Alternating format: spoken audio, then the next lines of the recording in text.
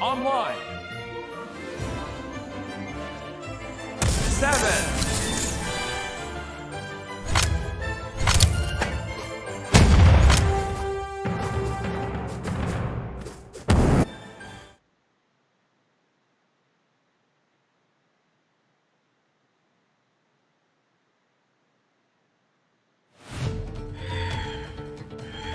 3, 2, 1, brawl!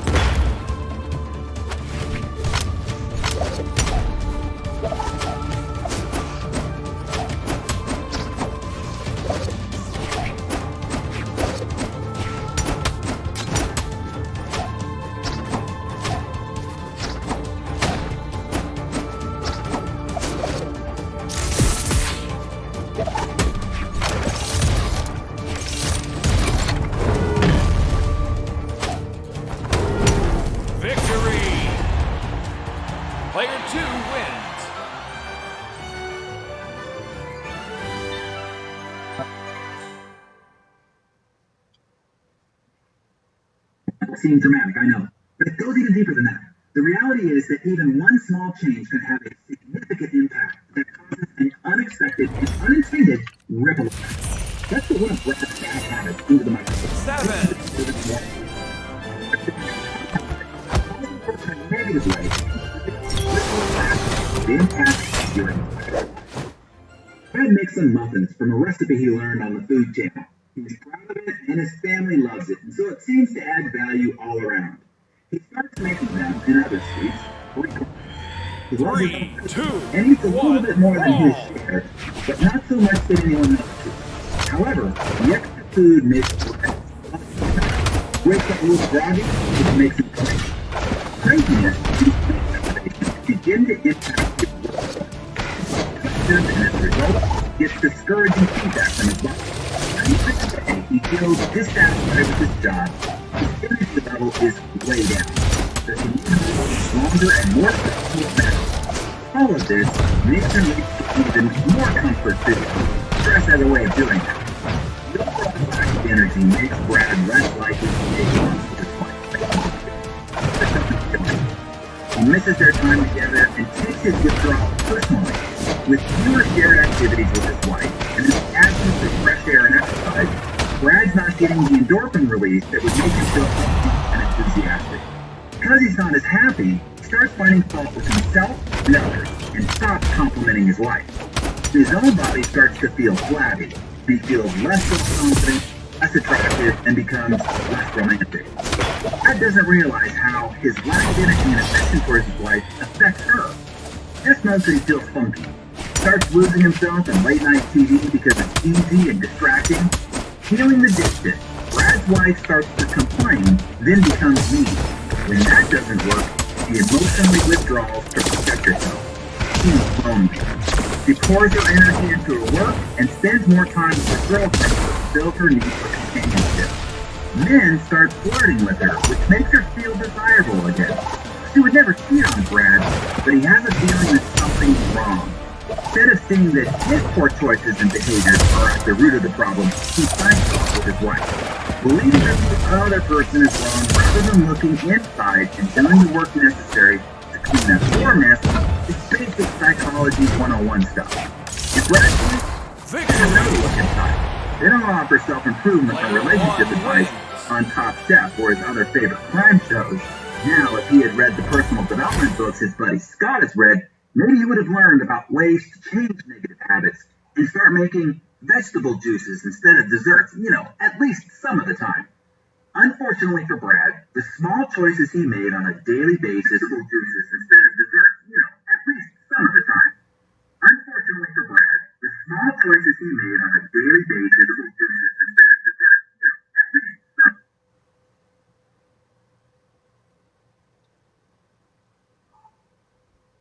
Created that ripple effect that wreaked havoc on every area of his life.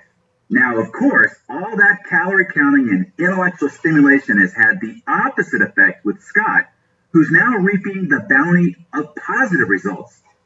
It's that simple. With enough time and consistency, the outcomes become visible. Better yet, they're totally predictable. The compound effect is predictable and measurable. And that's great news. Isn't it comforting to know that you only need to take a series of tiny steps consistently over time to radically improve your life? Doesn't that sound easier than mustering up some grand show of bravery and heroic strength only to wear yourself out and have to drum up all that energy again at a later date for another try, which will most likely be unsuccessful as well? I'm exhausted just thinking about it. But that's what people do. We've been conditioned by society to believe in the effectiveness of great displays of massive effort. Heck, it's downright all-American. Success? Old school. The most challenging aspect of the compound effect is that we have to keep working away at it for a while, consistently and efficiently, before we begin to see the payoff. Our grandparents knew this, though. Didn't spend their evenings glued to the TV watching infomercials about how to have thin thighs in 30 days or a real estate kingdom in 6 months.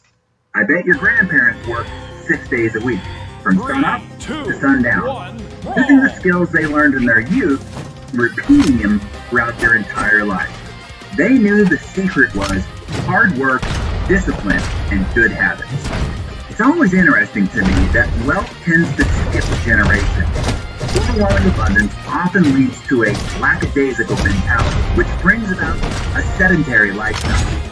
Children of wealth are especially susceptible. They weren't the ones who developed the discipline and character to create the wealth in the first place.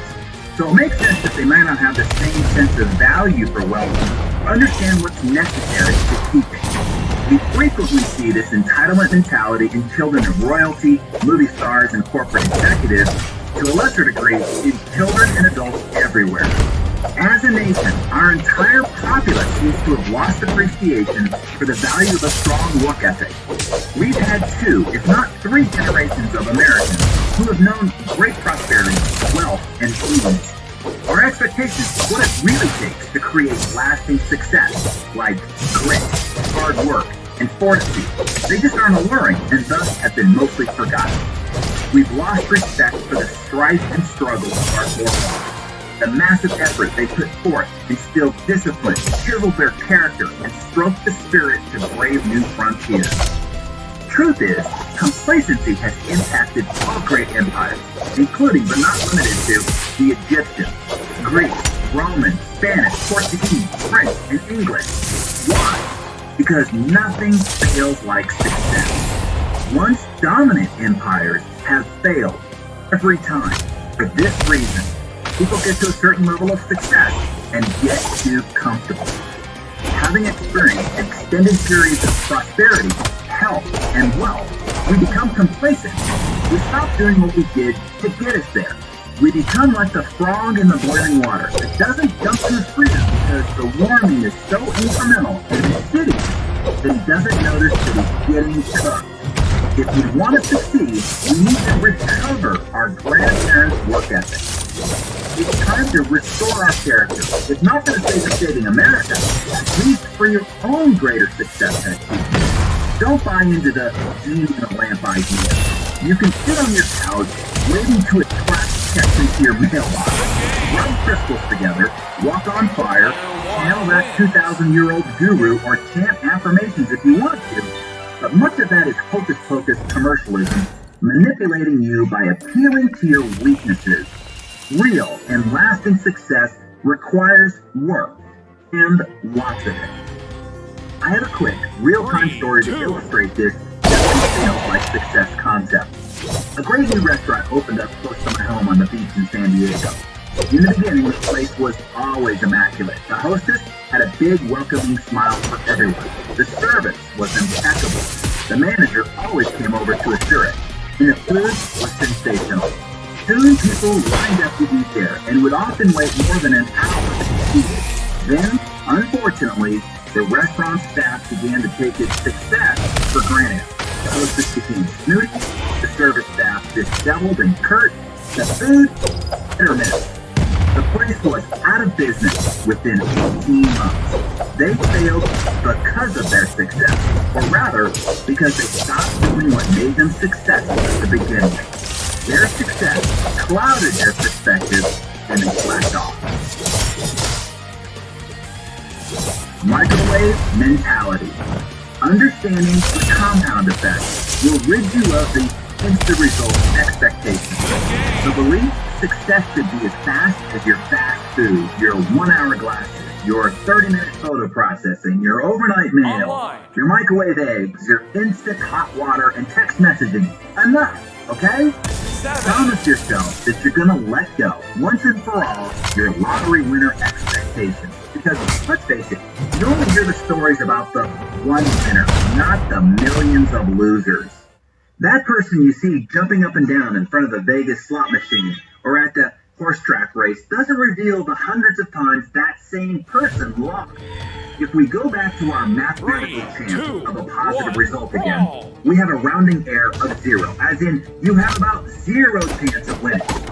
Harvard psychologist Daniel Gilbert, author of Stumbling on Happiness, says, if we gave lottery losers each 30 seconds on TV to announce not I won, but I lost, it would take almost 9 years to get through the losers of a single drawing. When you understand how the compound effect works, you won't pine for quick fixes or silver bullets. Don't try to fool yourself into believing that a mega successful athlete didn't live through regular, bone-crushing drills, thousands of hours of practice. He got up early to practice and kept practicing long.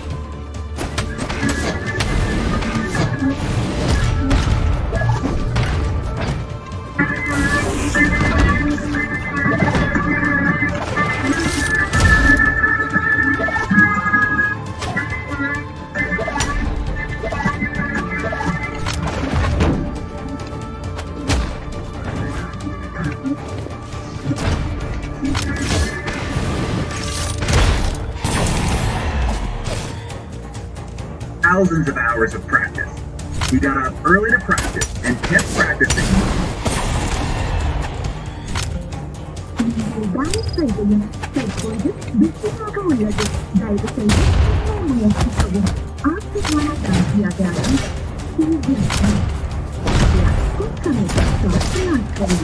The number you have dialed is currently busy. Please try again.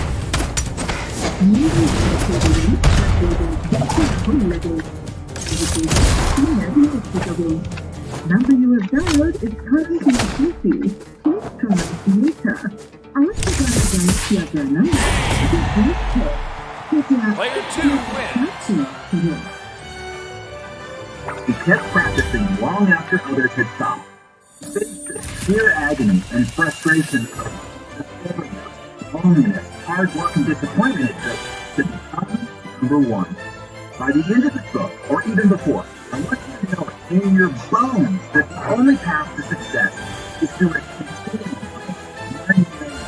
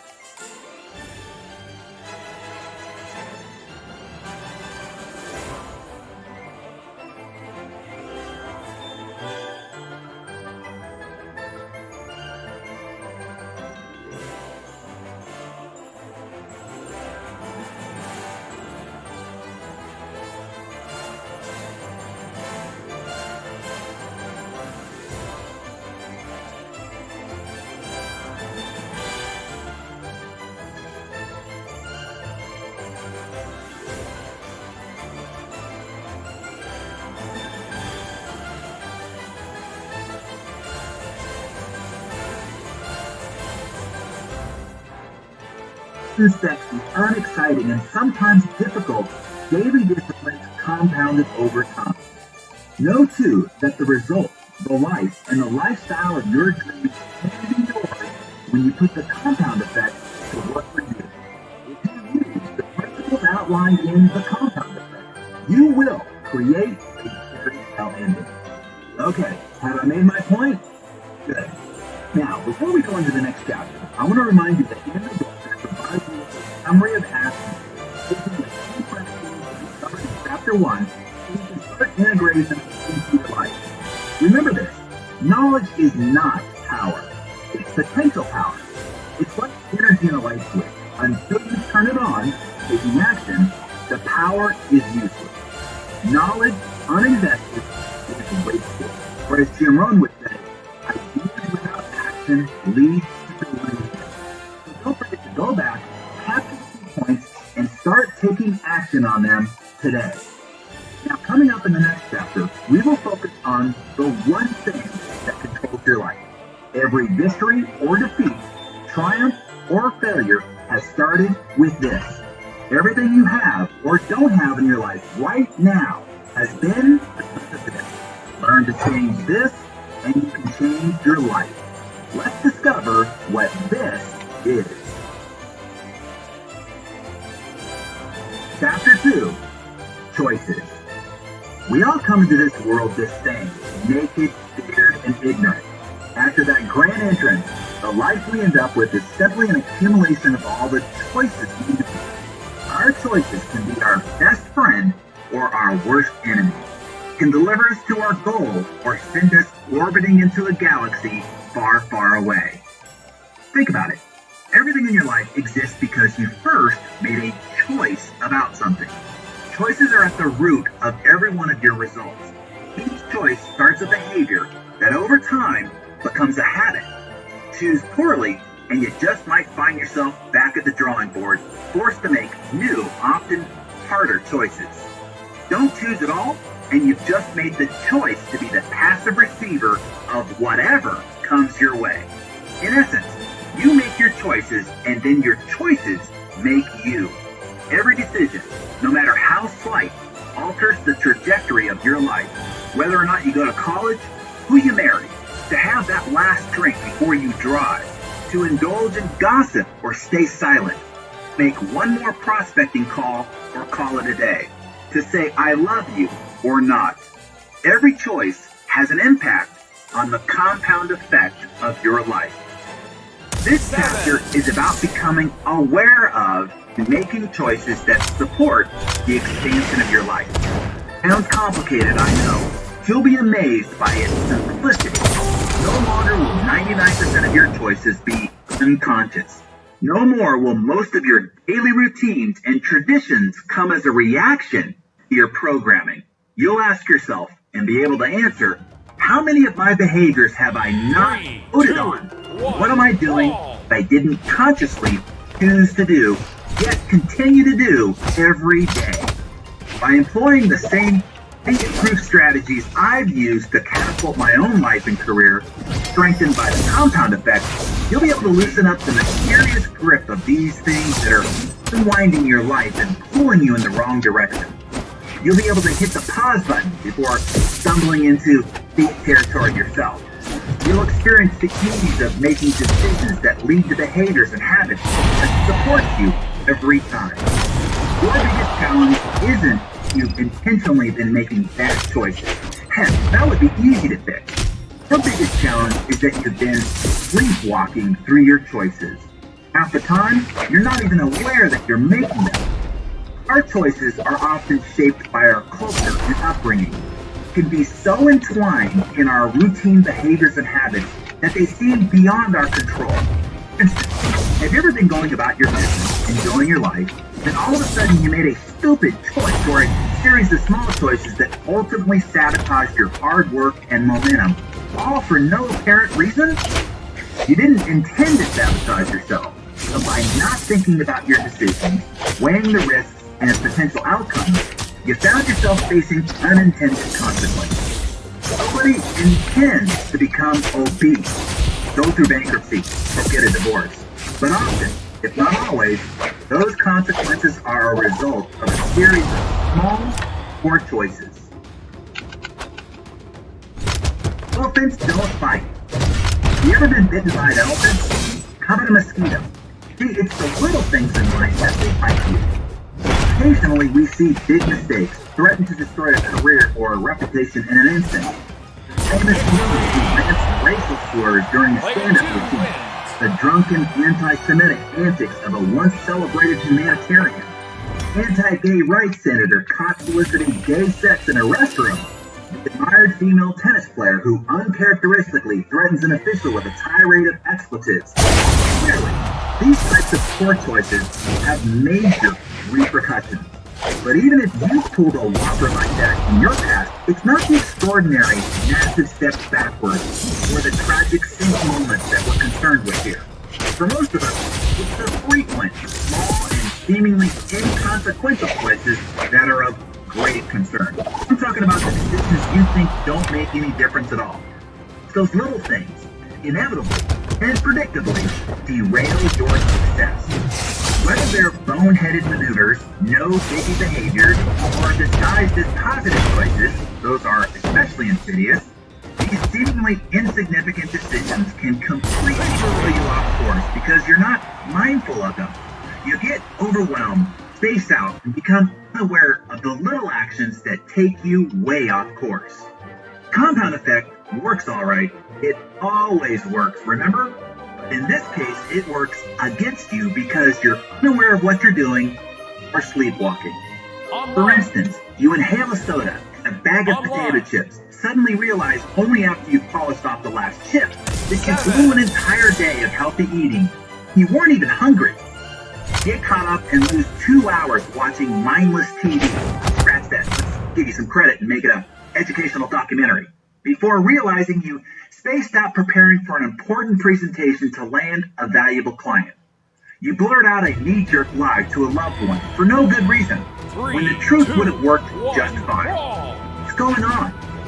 You've allowed yourself to make a choice without thinking, and as long as you're making choices unconsciously, you can't consciously choose to change that ineffective behavior and turn it into productive habits. It's time to wake up and make empowering choices.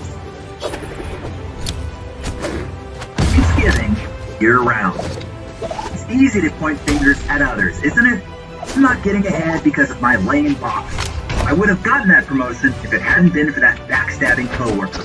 I'm always in a bad mood because my kids are driving me crazy. And we are particularly gifted in the finger-pointing department when it comes to our romantic relationships. You know, where the other person is the one who needs to change. A few years back, a friend of mine was complaining about his wife. From my observation, she was a terrific lady, and he was lucky to have her, and I told him as much. But he continued to point out all the ways that she was responsible for his unhappiness. That's when I shared an experience that literally changed my marriage. One Thanksgiving, I decided to keep a Thanksgiving journal for my wife. Every day for an entire year, I logged at least one thing that I appreciated about her. It could be as simple as the way she interacted with her friends, how she cared for our dog, fresh bed she prepared, a succulent meal that she whipped up, or just a beautiful way that she styled her hair that day, whatever. To look for the things my wife was doing touched me, or revealed attributes, characteristics, or qualities that I appreciated. I wrote them all down secretly for an entire year. By the end of that year, I had built an entire journal.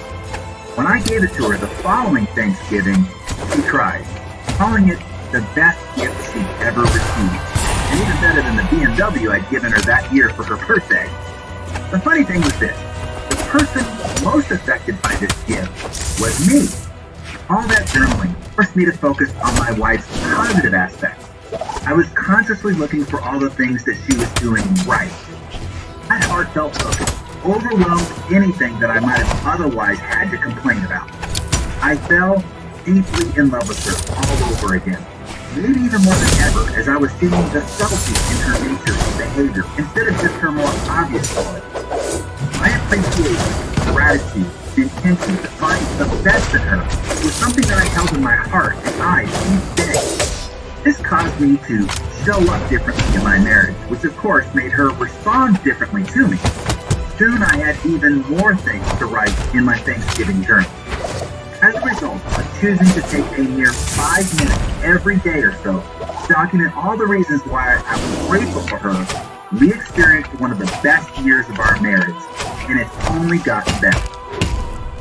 After I shared my experience, my friend decided to keep Thanksgiving journal about his wife.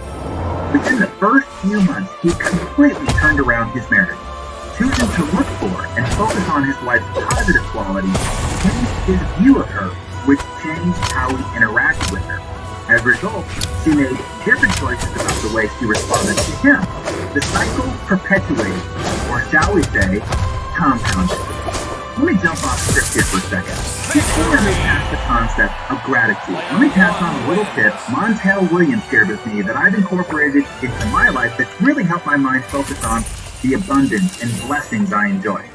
I use this strategy right before I go to sleep so that my mind spends the night conjuring up ways to create more abundance and blessings. Here's what Montel told me. He said, put a little piece of paper by your bed with a pen. I use a journal so I can archive these great thoughts.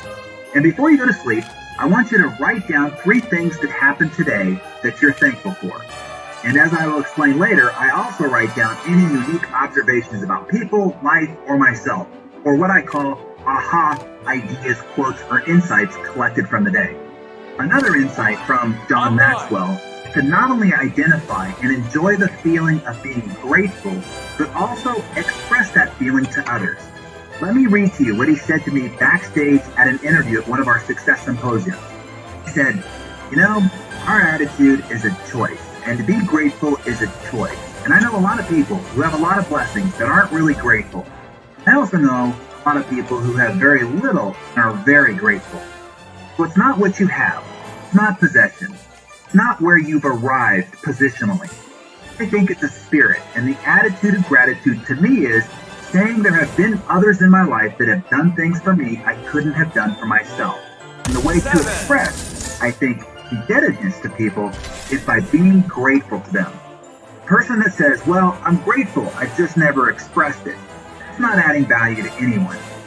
Key point, John, the lesson here is not only look for what you appreciate, but give that appreciation to others. And as the saying goes, what you appreciate appreciates. Let's get back to the book. 3, 2, 100%. 1, Brawl! We are all self-made men and women, but only the successful take credit for it. I was 18 when I was introduced to the idea of personal responsibility at a seminar. That concept completely transformed my life.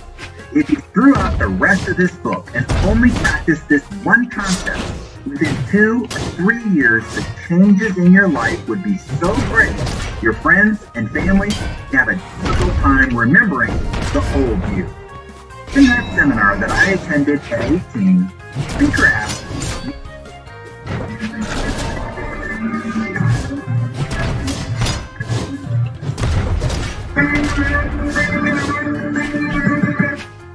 சொல்லுமா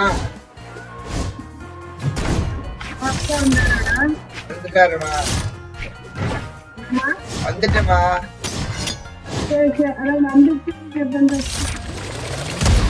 சரி சரி பாய்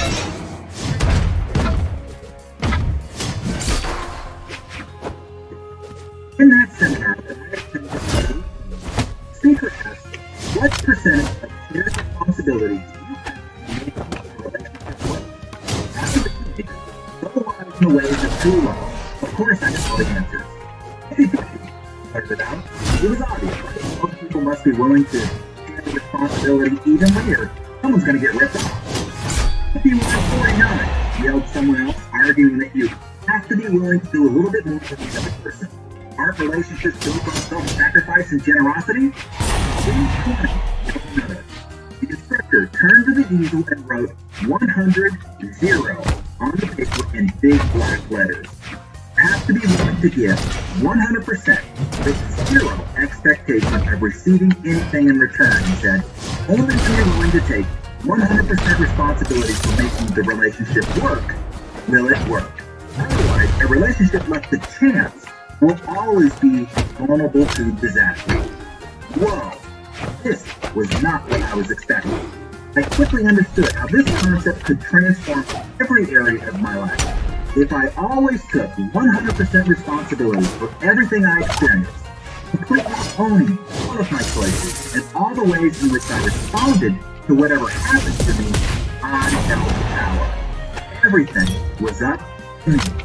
I was responsible for everything I didn't do, or how I responded to what was done to me. I know you think you take responsibility for your life. It's yet to ask anyone who doesn't say, of course I take responsibility for my life. But when you look at how most people operate in the world, there's a lot of finger pointing, victimhood, blaming, expecting someone else or the government to solve their problems. If you've ever blamed the traffic because you're late, or decided that you're in a bad mood because of something your kid, spouse, or coworker did, you're not taking 100% responsibility. Arrived late because your printer was busy? Maybe you shouldn't have waited until the last minute. Your coworker messed up the presentation? Maybe you have double-checked it before delivering it? Not getting along with your unreasonable team? There are countless fantastic books and classes to help you learn how to deal. You alone are responsible for what you do, don't do, or how you respond to what's done to you. This empowering mindset revolutionized my life. Luck, circumstances, or the right situation wasn't what mattered. If it was to be, it was up to me. I was free to fly, no matter who was elected president, how badly the economy tanked, or what anybody said, did, or didn't do. I was still 100% in control of me. Through choosing to be fully liberated from the past, present, and future victimhood, I hit the jackpot. I had the unlimited power to control my destiny. Getting lucky. Maybe that's just another excuse. The difference between becoming fabulously rich, happy and healthy, or broke, depressed, and unhealthy is the choices you make throughout your life. Nothing else will make the difference. Here's the thing about luck. We are all lucky. If you are on the right side of the dirt, have your health, and a little food in your cupboard, you are incredibly lucky. Everyone has the opportunity to be lucky. Because beyond having the basics of health and sustenance, luck simply comes down to a series of choices. When I asked Richard Branson if he felt luck played a part in his success, he answered, yes, of course, we're all lucky. If you live in a free society, you are lucky. Luck surrounds us every day. We are constantly having lucky things happen to us, whether you recognize it or not. I have not been any more lucky or unlucky than anyone else. The difference is when luck came my way, I took advantage of it. Spoken like a man united with wisdom. While we're on the topic, it's my belief that the old adage we often hear, luck is when opportunity meets preparation, isn't enough. I believe there are two other critical components to luck. The complete formula for getting lucky. Here's the formula.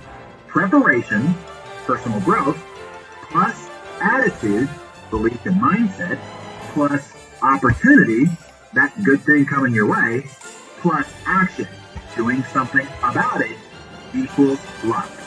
Let's go through them one by one. Preparation. By consistently improving and preparing yourself, your skills, knowledge, expertise, relationships, and resources, you have the wherewithal to take advantage of great opportunities when they arise. Or as Richard Branson said, when luck strikes. Then you can be like Arnold Palmer, who told us in his Success Magazine feature, February 2009, it's a funny thing, the more I practice, the luckier I get. Attitude. This is where luck evades most people, and where Sir Richard is spot on with his belief that luck is all around us. It's simply a matter of seeing situations, conversations, circumstances as fortuitous. You cannot see what you don't look for, and you cannot look for what you don't believe in. Opportunity. It is possible to make your own luck, but the luck I'm talking about here isn't planned for, or it comes faster or differently than expected. In this stage of the formula, luck isn't forced. It's a natural occurrence, and often shows up seemingly of its own accord. And action. This is where you come in. However, this luck was delivered to you from the universe, God, the Lucky Charms, Leprechaun, or from whomever or whatever you associate delivering your good fortune. It's now your job to act on it. This is what separates the Richard Bransons from the Joseph Wallingtons. Joseph who? Exactly. You've never heard of him. That's because he failed to take action on all the lucky things that happened to him. So, no more whining about the cards you were dealt, the great defeats you suffered, or any other circumstances. Countless people have had more disadvantages and greater obstacles than you, and yet they're wealthier and more fulfilled. Luck is an equal opportunity distributor. Lady Luck shines on us all, but rather than having your umbrella drawn, you gotta have your face to the sky. When it comes down to it, it's all you, baby. There's no other way around it. Price of UHK, University of Hard Knocks. Nearly a decade ago, I was asked to be a partner in a new startup venture. I invested a considerable sum of money into the deal and worked tirelessly on it for nearly 2 years before finding out that my partner had mismanaged and squandered all the cash. I lost more than $330,000. I didn't try to sue him. In fact, I lent him more money later for a personal situation. Bottom line was, the loss was my fault. I agreed to be his partner without doing enough due diligence on his background and personal character. During our time in business, I wasn't inspecting what I was expecting. To justify it by saying, I trusted him. The truth was, I was guilty of being lazy by not watching the finances more diligently. Not only had I made the choice to start this relationship and business, but I also made the choices to ignore the obvious red flags and warning signs. Because I chose not to be completely responsible for the business, in the end, I was responsible for the result. When I learned of the wrongdoings, I chose not to lose any more time fighting it. Instead, I licked my wounds, learned my lesson, and moved on. In hindsight, I'd make the steady choice to pick up and move on again today. I now challenge you to do the same. No matter what has happened to you, take complete responsibility for it. Good or bad, victory or defeat, own it. My mentor Jim Rohn said, the day you graduate from childhood to adulthood is the day you take full responsibility for your life. Today is graduation day. This day forward, choose to be 100% responsible for your life. Eliminate all of your excuses. Embrace the fact that you are freed by your choices, as long as you assume personal responsibility for them.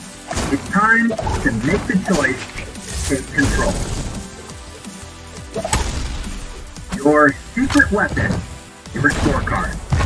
I'm about to walk you through one of the single greatest strategies I've ever used in my personal development. This strategy helps me take control of the choices I make throughout the day, causing everything else to fall into place, and leading to behaviors and actions that set my habits in line like beautiful loyal minions. You can carry your life where you most want to be successful. Do you want to have more money in the bank? A slimmer waistline? The strength to compete in an Ironman event? Better relationship with your spouse or kids? Picture where you are in that spectrum. Now picture where you want to be. Richer, better, happier, richer. One step towards change is awareness. If you want to get from where you are to where you want to be, you have to start becoming aware of the choices that lead you away from your desired destination. Become very conscious of every choice that you make today, so you can begin to make smarter choices moving forward. To help you become aware of your choices, I want you to track every action that relates to the area of your life you want to improve. If you decided you want to get out of debt, you're going to track every penny you pull out of your pocket. If you decided you want to lose weight, you're going to track everything that you put into your mouth. If you decided to transfer an athletic event, you're going to track every step you take, every workout you do. Simply carry around a small notebook, something you'll keep in your pocket or purse to all blank, a writing instrument. You're going to write it all down, every day, without fail. No excuses, no exceptions. As if my brother's watching you, as if my dad and I will come and make you do 100 push-ups every time you miss. Doesn't sound like much, I know. Writing things down on a little piece of paper, tracking my progress and missteps is one of the reasons I've accumulated the success I've had. The process forces you to become conscious of your decisions. But as Jim Rohn would say, simple to do is also simple not to do. The magic is not in the complexity of the task. The magic is in the doing of simple things, repeatedly and long enough to ignite the miracle of the compound effect. So beware of neglecting the simple things that make the big things in your life possible. The biggest difference between successful people and unsuccessful people is successful people are willing to do what unsuccessful people are not. Remember that. It'll come in handy many times throughout your life when faced with a difficult, tedious, or tough choice. Money trap. I learned the power of tracking the hard way, after I acted like a colossal idiot about my finances. Back in my early 20s, when I was making a lot of money selling real estate, I met with my accountant. He said, "You owe well over $100,000 in taxes." "What?" I said. "I don't have that kind of cash just lying around." "Why not?" he asked. "You collected several 3, times." 2, 1, brawl!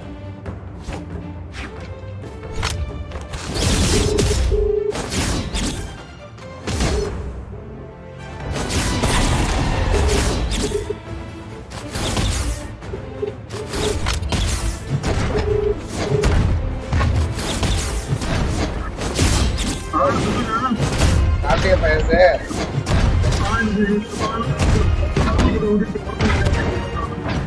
हाँ इतना नहीं कर रहे पैसे தாண்டிட்டு தான் இருக்கா? தேவை. சரி வா பேசுறேன்.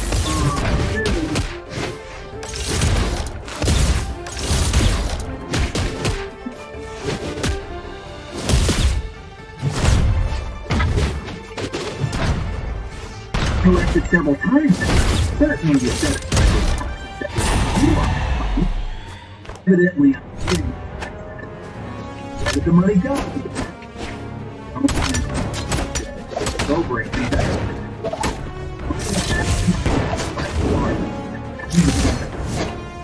Then when I came up with me a great favor, son, you said you got 100 times before. They're spending money like a drunken fool. You don't even know how to account for it. That's stupid. Stop it. You are now physically at home. You have to earn more money to grow additional taxes on just to pay for your back taxes. Continue this and you will get your financial freedom still on the wall. Immediately, I got the message. Here's what my account had to do. There's a small notepad in my back pocket. Write down every single cent I spent for 30 days. Whether it was $1,000 for a new suit or 50 cents for air to fill up my tires, it all had to go down on the notepad. Wow! This brought an instantaneous awareness of the many unconscious choices I was making that resulted in money pouring out of my pockets. Because I had to log everything, I resisted buying some things just so I didn't have to take out the notepad and write it in that damn book. Keeping the money log for 30 days straight cemented a new awareness in me and created a completely new set of choices and disciplines around my spending. And since awareness and positive behavior compound, I found myself being more proactive with money in general, putting away more for retirement, finding areas to save where there was clear waste, and enjoying the fun quotient of money, play money, all the more.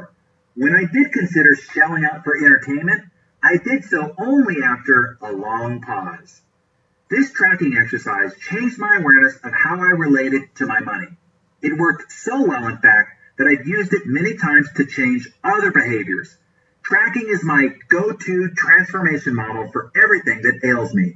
Over the years, I've tracked what I eat, what I drink, how much I exercise, how much time I spend improving a skill, my number of sales calls, even improvement of my relationships with my family, friends, or my spouse. The results have been no less profound than my money tracking wake-up call. In buying this book, you're basically paying me for my opinion, my guidance. This is where I'm going to become kind of a hard ass and insist that you start tracking your behaviors for at least 1 week. This book isn't designed to entertain you. From some of my jokes, that's obvious. It's designed to help you get results. To get results, you have to take some action. You may have heard about tracking before. In fact, you've probably done your own version of this exercise. But I also bet you aren't doing it right now, right? How do I know? Because your life isn't working as successfully as you like. You've gotten derailed. Tracking is a way to get back on track. Do you know how casinos make so much money in Vegas? Because they track every table, every winner, every hour. Why do Olympic trainers get paid top dollar? Because they track every workout, every calorie, and every micronutrient for their athletes. All winners are trackers. Right now, I want you to track your life with the same intention, to bring your goals within sight. Tracking is a simple exercise. It works because it brings moment-to-moment awareness to the actions you take in the area of your life that you want to improve. You'll be surprised at what you will observe about your behavior. You cannot manage or improve something until you measure it. Likewise, you can't make the most of whom you are, your talents and resources and capabilities, until you are aware of and accountable for your actions. Every professional athlete and his or her coach track each performance down to the smallest minutia. Pitchers know their stats on every pitch in their repertoire. Golfers have even more metrics on their swings. Professional athletes know how to adjust their performances based on what they've tracked. They pay attention to what they record and make changes accordingly, because they know when their stats improve, they win more games, and earn more in endorsement deals. At any given moment, I want you to know exactly how well you're doing. I'm asking you to track yourself as if you are a valuable commodity, because you are. Want that idiot-proof system we talked about earlier? This is it. So regardless of whether you think you are aware of your habits or not, believe me, you're not, I'm asking you to start tracking. Doing so will revolutionize your life and ultimately your lifestyle. Keep it slow and easy. Don't panic. We're starting off with an easy breezy tempo here. Just track one habit for 1 week. Pick the habit that has the greatest control over you. That's where you'll start. Once you begin reaping the rewards of the compound effect, you'll naturally want to introduce this practice into other areas of your life. In other words, you'll choose tracking. Let's say the category you choose is getting your eating under control because you want to lose weight. Your task is to write down everything you put into your face. From the steak, potatoes, and salad you had at dinner, to the many little choices during the day. That handful of pretzels in the break room, that second slice of cheese on your sandwich, that fun-sized candy bar, that sample at Costco, those extra sips of wine after the host tops off your glass. Don't forget the beverages, they all add up. Unless tracked, they're easy to dismiss or forget because they seem so small. Again, merely writing these things down sounds simple, and it is, but only when you do it. That's why I'm asking you to commit to choosing a category and a start date now. So what will tracking look like? It will be thorough, as in organized, and relentless, as in constant.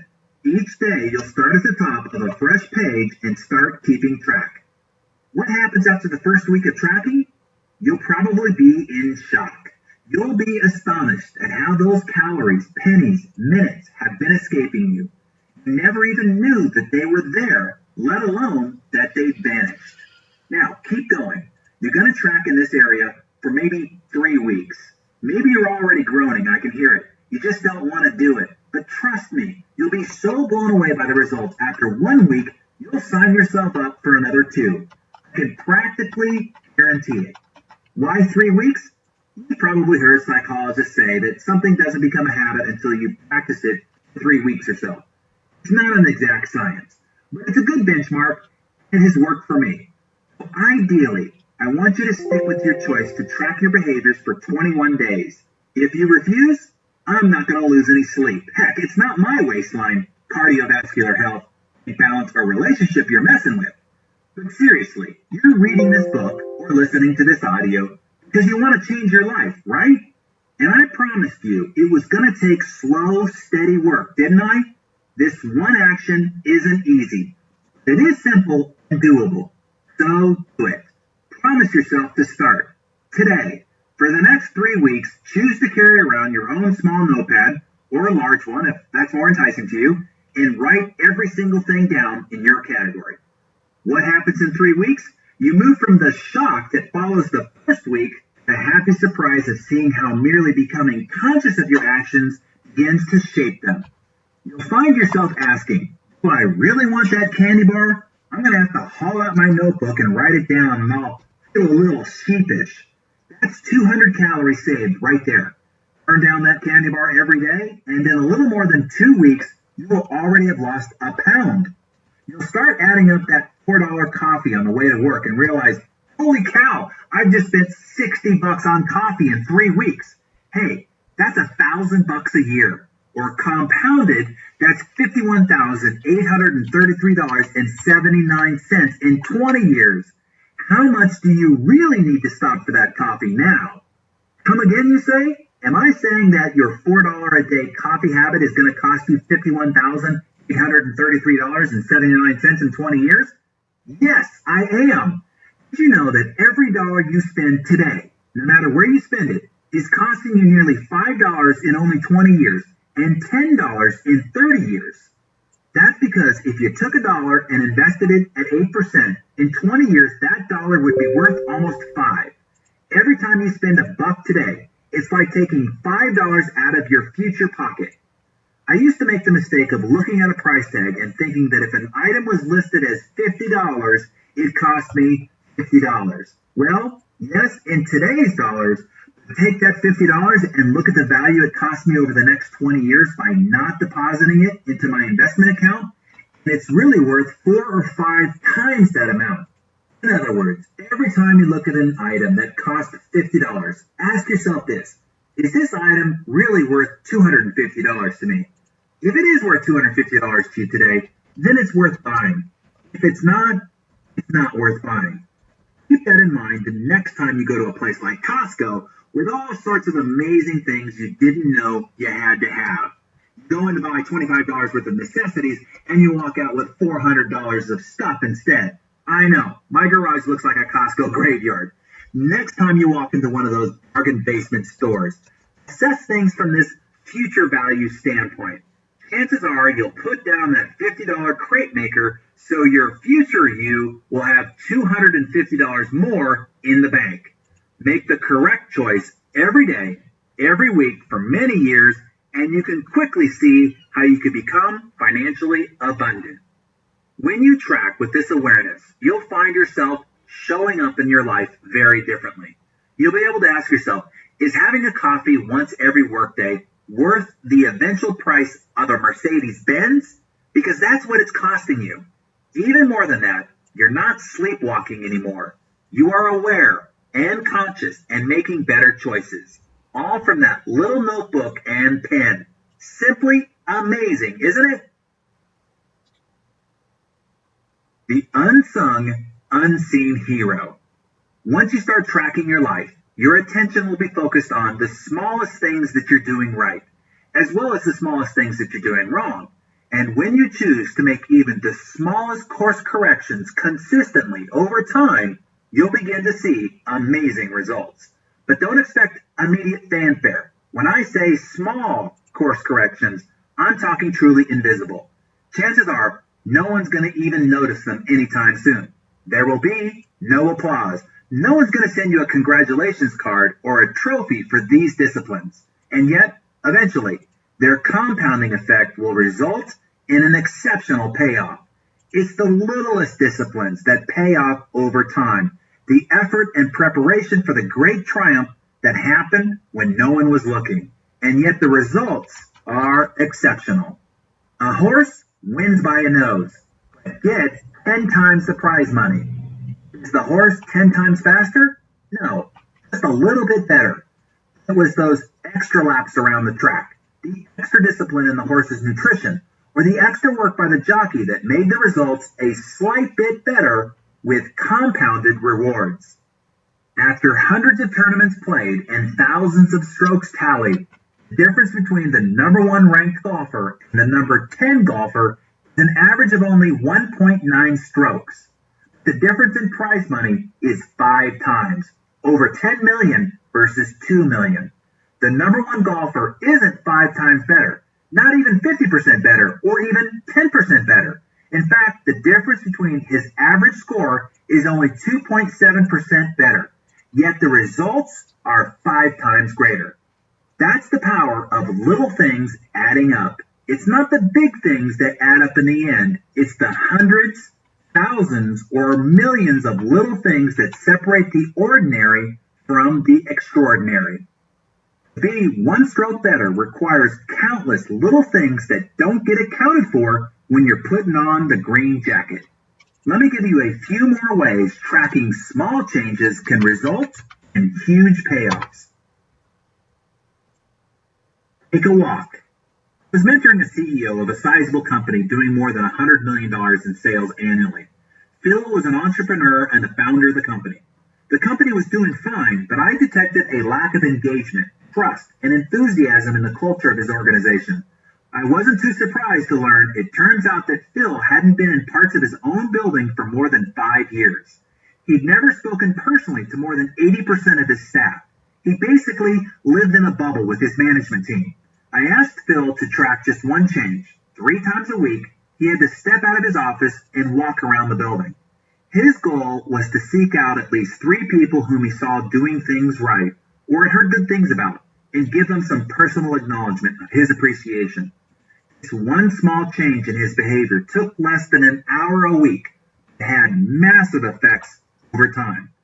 Employees still took the time to recognize and to go the extra mile, to work hard to earn his greater appreciation. Other employees started to perform better, observing that great effort was recognized and appreciated. The ripple effect of their new attitude transferred to their customer interactions, improving the customer's experience with the company, increasing repeat and referral business, which increased everyone's pride. That simple change over a period of 18 months did a complete 180 in the company culture. Net profits grew by more than 30% during that time, utilizing the same staff and zero additional investment in marketing. All because Phil committed to one small, seemingly insignificant step done consistently over time. Money tree. 12 years ago, I had a wonderful assistant, Kathleen. She earned $40,000 a year at the time. One day, she was asked to manage the registration table situated at the back of the room during one of my lectures on entrepreneurship and wealth building. The next week, she came into my office and said, "I heard you talking about saving 10% of everything you earn. That sounds nice, but there's no way I could do that. It's totally unrealistic." She proceeded to tell me about all her bills and financial obligations. After she wrote them all out, it was obvious that there really wasn't any money left over at the end of the month. "I need a raise," she said. "I'll do better than that," I told her. "I'm going to teach you how to become wealthy." It wasn't the answer she was looking for. She agreed. I taught Kathleen how to track her spending, and she began to carry her notebook. I told her to open up a separate savings account with only $33, just 1% of her existing monthly income. I then showed her how to live on $33 less the next month. Bring in her own lunch just one day a week instead of going downstairs to the deli and ordering a sandwich, chips, and a drink. The next month I had her save only 2%, $67. She saved the additional $33 by changing her cable subscription service. The next month we went up to 3%. We canceled her subscription to People magazine. It was time for her to study her own life. And instead of going to Starbucks twice a week, I told Kathleen to buy the Starbucks beans and other fancy fixings and make her own coffee in the office. She grew to like that even better. Me too. By the end of the year, Kathleen was saving 10% of every dollar she earned without noticing a significant impact on her lifestyle. She was amazed. That one discipline also had a ripple effect on many other disciplines in her life. She calculated what she spent on mind-numbing entertainment and began investing that money on her personal growth instead. After feeding her mind with several hundred hours of inspirational and instructional content, her creativity started to soar. She brought me several ideas on how we could make and save more money in our organization. She presented me with a plan that she would implement in her spare time if I promised to reward her with 10% of all the money-saving strategies and 15% of all the new revenue strategies that proved profitable. By the end of the second year, she was earning more than $100,000 a year on the same $40,000 base salary. Kathleen eventually started her own independent contract service business that took off. I ran into Kathleen at an airport 2 years ago. She now earns more than $250,000 a year and has saved and created more than $1 million in assets. She is a millionaire. All starting from the choice to take one small step by starting to save $33 a month. On the topic of saving money, I want to give you a few extra tips that I picked up from some people who know what they're talking about. One is a way of reframing your savings account. This comes from Dr. Mehmet Oz in an interview I did with him in 2008 when he said, "I tithe myself." This was true when I was making $29,000 as an intern, and it's true with my money right now. 10% of what I earn, I don't touch. It's as though I didn't earn that money. I don't actually put it aside for a rainy day. I'm putting it aside because that buys me peace of mind. A peace of mind account. I love that. Who wants to take their hard-earned money and stash it away for a rainy day? How fun and beneficial does that sound? But peace of mind? Yes, I want that, and it's worth spending, or, in this case, saving money to buy it. I think Dr. Oz puts the idea of savings into context. Thinking about buying peace of mind It's a great way of reframing and understanding this important behavior. Speaking of behavior, let me share some insights Dave Ramsey passed on to the Success CD listeners and me. This is what he said. I am 1,000% sure, after working with hundreds of thousands of people over the last 2 decades, that personal finance is about 80% behavior, and it's only about 20% head knowledge. We all know what to do. It's doing it that's the problem. So the problem with my money is this idiot that I shave with every morning. He also said the first thing is you have to pay attention. You have to be purposeful. You have to be intentional, as we've been discussing, and as I coach Kathleen to do. Ramsey goes on to say, and the second thing is this issue of just, dare I say it aloud, maturity. Adults devise a plan and follow it. Children do what feels good. You've got to do the right thing every time, all the time. That's the number one indicator in your character towards becoming wealthy. Lastly, he cites, handling money is a learned technique. 80% of American millionaires are first generation rich, which means they didn't have rich parents programming them. They decided to change. They made a choice to engage in different behaviors. Thanks, Dave. There it is again. It's about choices that lead to behaviors, and long enough become habits that over time compound into our results. Wealth and financial abundance, or bankruptcy, heartache, and despondency. The choices are small. The behavior changes almost unnoticeable, but the outcomes are profound by comparison. Time is of the essence. The earlier you start making small changes, the more powerfully the compound effect works in your favor. Suppose your friend listened to Dave Ramsey's advice and began putting $250 a month into an IRA when she got her first job after graduating from college at age 23. You, on the other hand, don't start saving until you're 40. Or maybe you started saving a little earlier but cleaned out your retirement account because you didn't notice any great gains. By the time your friend is 40, she never has to invest another dollar and will have more than $1 million by age 67, growing at 8% interest compounded monthly. You continue to invest $250 every month until you reach 67, the normal retirement age for Social Security for those born after 1960. That means you're saving for 27 years, by contrast to her 17 years. When you're ready to retire, you'll have less than $300,000 and will have invested $27,000 more than your friend. Even though you saved for many more years, invested much more cash, you still ended up with less than a third of the money you could have had. That's what happens when we procrastinate and neglect necessary behaviors, habits, and disciplines. Don't wait another day to start the small disciplines that will lead you in the direction of your goals.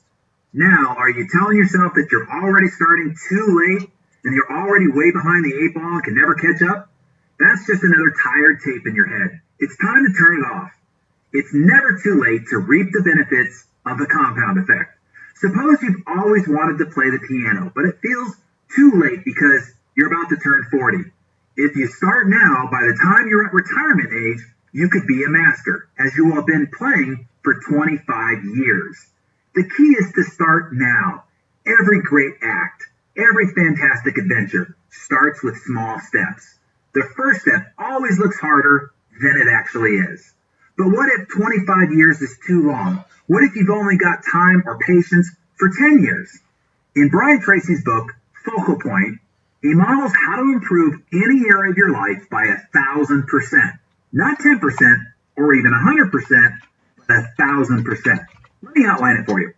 All you have to do is improve yourself, your performance, your output, and your earnings by 0.1% each workday. Yeah, you can get the slack off on the weekends. That's 1/1,000th. Do you think you could do that? Of course. Anyone can do that. Simple. Do it each day of the week, and you'll improve by 0.5% each week. Translation? Not much. Equaling 2% each month, which compounded adds up to 26% each year. Your income now doubles each 2.9 years. By year 10, you could be performing and earning 1,000% of what you're earning right now. Isn't that amazing?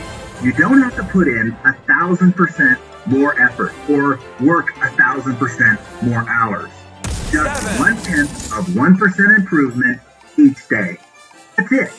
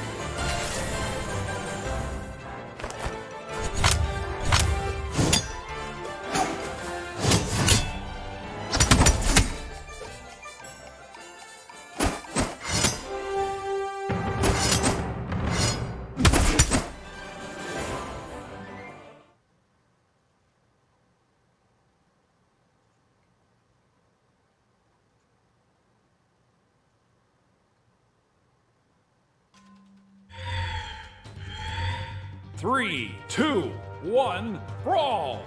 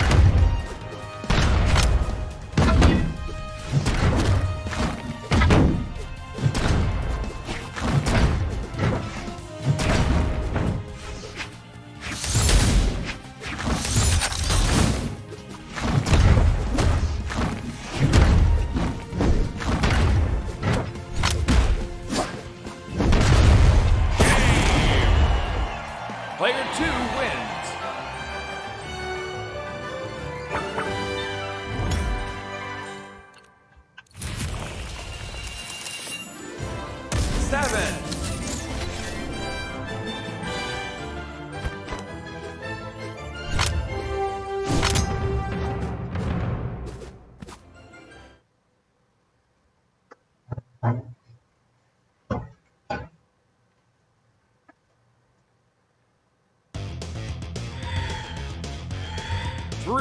two, one, brawl! On this topic, when I asked Johnny Deutsch what the most important ingredient to success was, this was his answer. The most important thing I say is, are you learning every day? Are you growing every day? Are you being challenged every day? That is the key to success. The day that stops happening, the world is going to turn in the wrong direction for you. Turning the case in it this way. You don't go to school once for a lifetime. You're in school all of your life. And of course, Jim Rohn said it to me this way. Formal education will make you a living, which is fine. Self-education will make you a fortune, which is super fine. And lastly, this concept of constant and never-ending improvement echoed in every endeavor. This is how the Iron Man Cal Ripken Jr. said it when asked how he was able to beat the 56-year-old record made by Lou Gehrig's 2,131 consecutive games played. Iron Man went on to surpass it another 502 straight starts. Cal said this, I think it's important, especially in this economy. You can't stay around if you're not getting better. No business or baseball team is going to keep people just because they show up. You have to constantly be looking for ways to get better and looking for ways to improve your value to the organization. You have to develop strong fundamentals. No matter what you do, you have to make yourself indispensable. That requires you to be evaluating what you're doing and what needs to be done. Well said, Cal, and you should know. Now, you do too. Success is a half marathon. Beverly was a salesperson for an educational software company for which I was doing the turnaround. One day she told me about her friend who was running a half marathon the upcoming weekend. I could never do such a thing. Beverly, who was significantly overweight, assured me. I get winded going up a single flight of stairs. If you want to, you can choose to do what your friend is doing, I told her. She balked, saying, there's absolutely no way. My first step was to help Beverly find her motivation. So Beverly, why would you want to run a half marathon in the first place? Trying to get a handle on her greater, more personal desires and motivations. Well, my 20-year high school reunion is coming up next summer, and I want to look fabulous. But I've gained so much weight since my second child 5 years ago, I don't know how I could do it. Bingo! Now we had motivating goals. I proceeded with time. If you've ever tried to lose weight, you probably know the drill. Buy an expensive gym membership, drop a fortune on personal trainers, new equipment, 50 new workout clothes, and great athletic footwear. Work out vigorously for a week or so, and turn your elliptical machine into a clothes-drying rack. Ditch the gym and let your sneakers mold in the corner. I wanted to try a better way with Beverly. I knew that if I could get her to choose just one new habit, she'd get hooked and all the other behaviors would naturally fall in line. I asked Beverly to drive her car around the block and map out a 1-mile loop from her house. Once she mapped the course, I told her to walk the loop just 3 times over a period of 2 weeks. Notice that I didn't ask her to start by running the mile. Instead, I started with something I knew she could do in her existing state. A small, easy task required no major stretch. And I had her walk the loop 3 times in 1 week for an additional 2 weeks. Each day she made the choice to continue on. After she accomplished that, next I told Beverly to start a slow jog, only as far as she felt comfortable. As soon as she started feeling breathless, she was to stop and continue walking. I asked her to do this until she could run 1/4, and then 1/2, and then 3/4 of that mile. It took 3 more weeks, 9 outings, before she could jog a full mile. After a total of 7 weeks, she was jogging the whole loop. That might seem like a long time for such a short victory, right? After all, a half marathon is 13.1 miles. 1 mile is nothing. What was something, however, was Beverly was beginning to see how her choice to get fit for the reunion, her Y power was fueling her new health habits. The compound effect had been set in motion, and was starting its miraculous process. I then asked Beverly to increase her distance an eighth of a mile each outing, almost an unnoticeable length, maybe about 300 steps further. Within 6 months, she was running 9 miles without any discomfort at all. In 9 months' time, she was running 13.5 miles regularly, more than the distance of a half marathon, as part of her regular running routine. More exciting, though, is what happened in other areas of her life. Beverly lost her craving for chocolate, a lifelong obsession, heavy, fatty foods, on. The increased energy she felt from her cardiovascular exercise and better eating choices helped to bring more enthusiasm to her work. Her sales performance doubled during the same period. Great for me.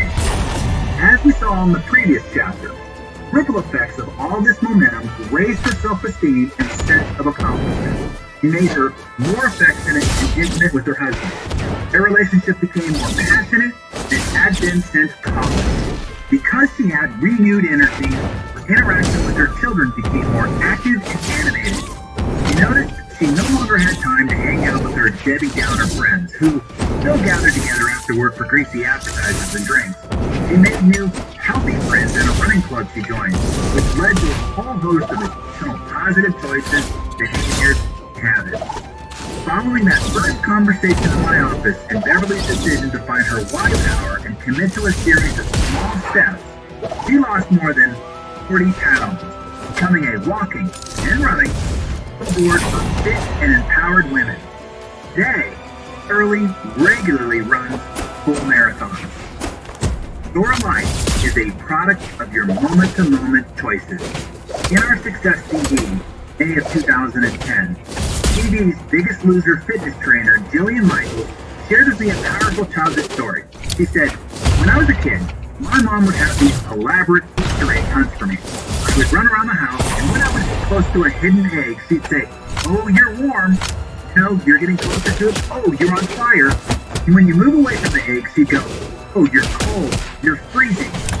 She goes on to say, I teach contestants that on a moment-to-moment basis, I need them to think about their happiness and their ultimate goal as being warm. Every choice and every decision they make in the moment is getting them closer to that ultimate goal. Since your outcomes are the result of your moment-to-moment choices, you have incredible power to change your life by changing those choices.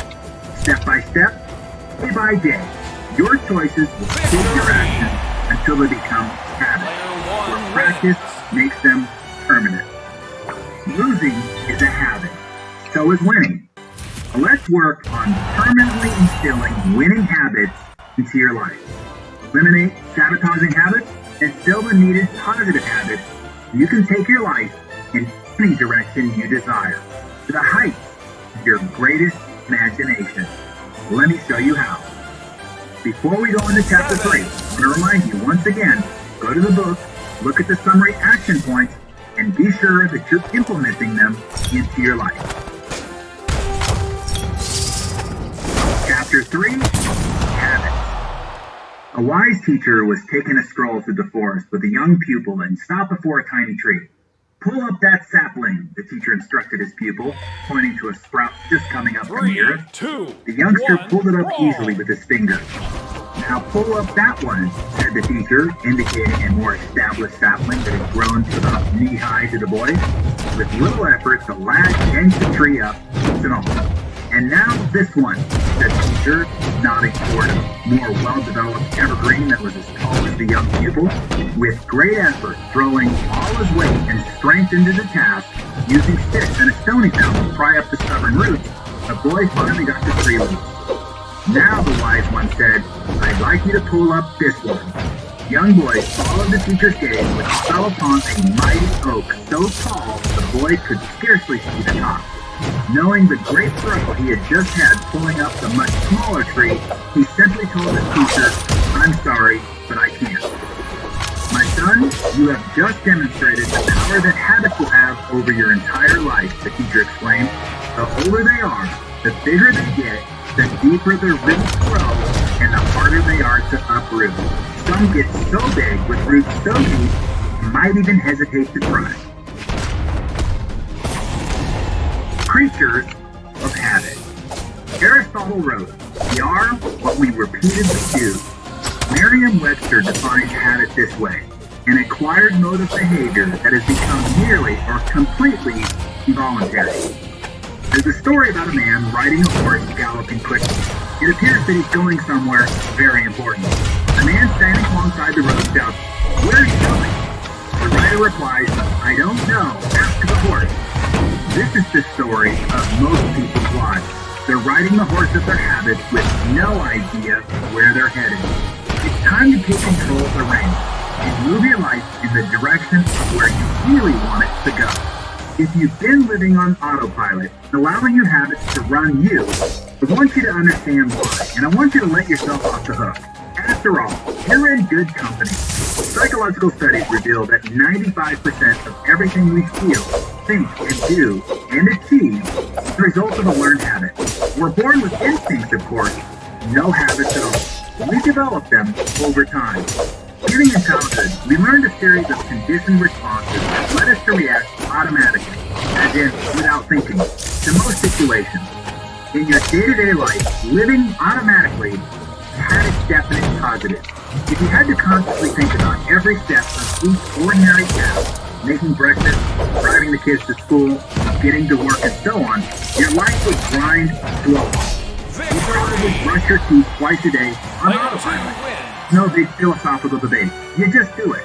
You strap on your seatbelt the minute your butt hits the seat. No second thoughts.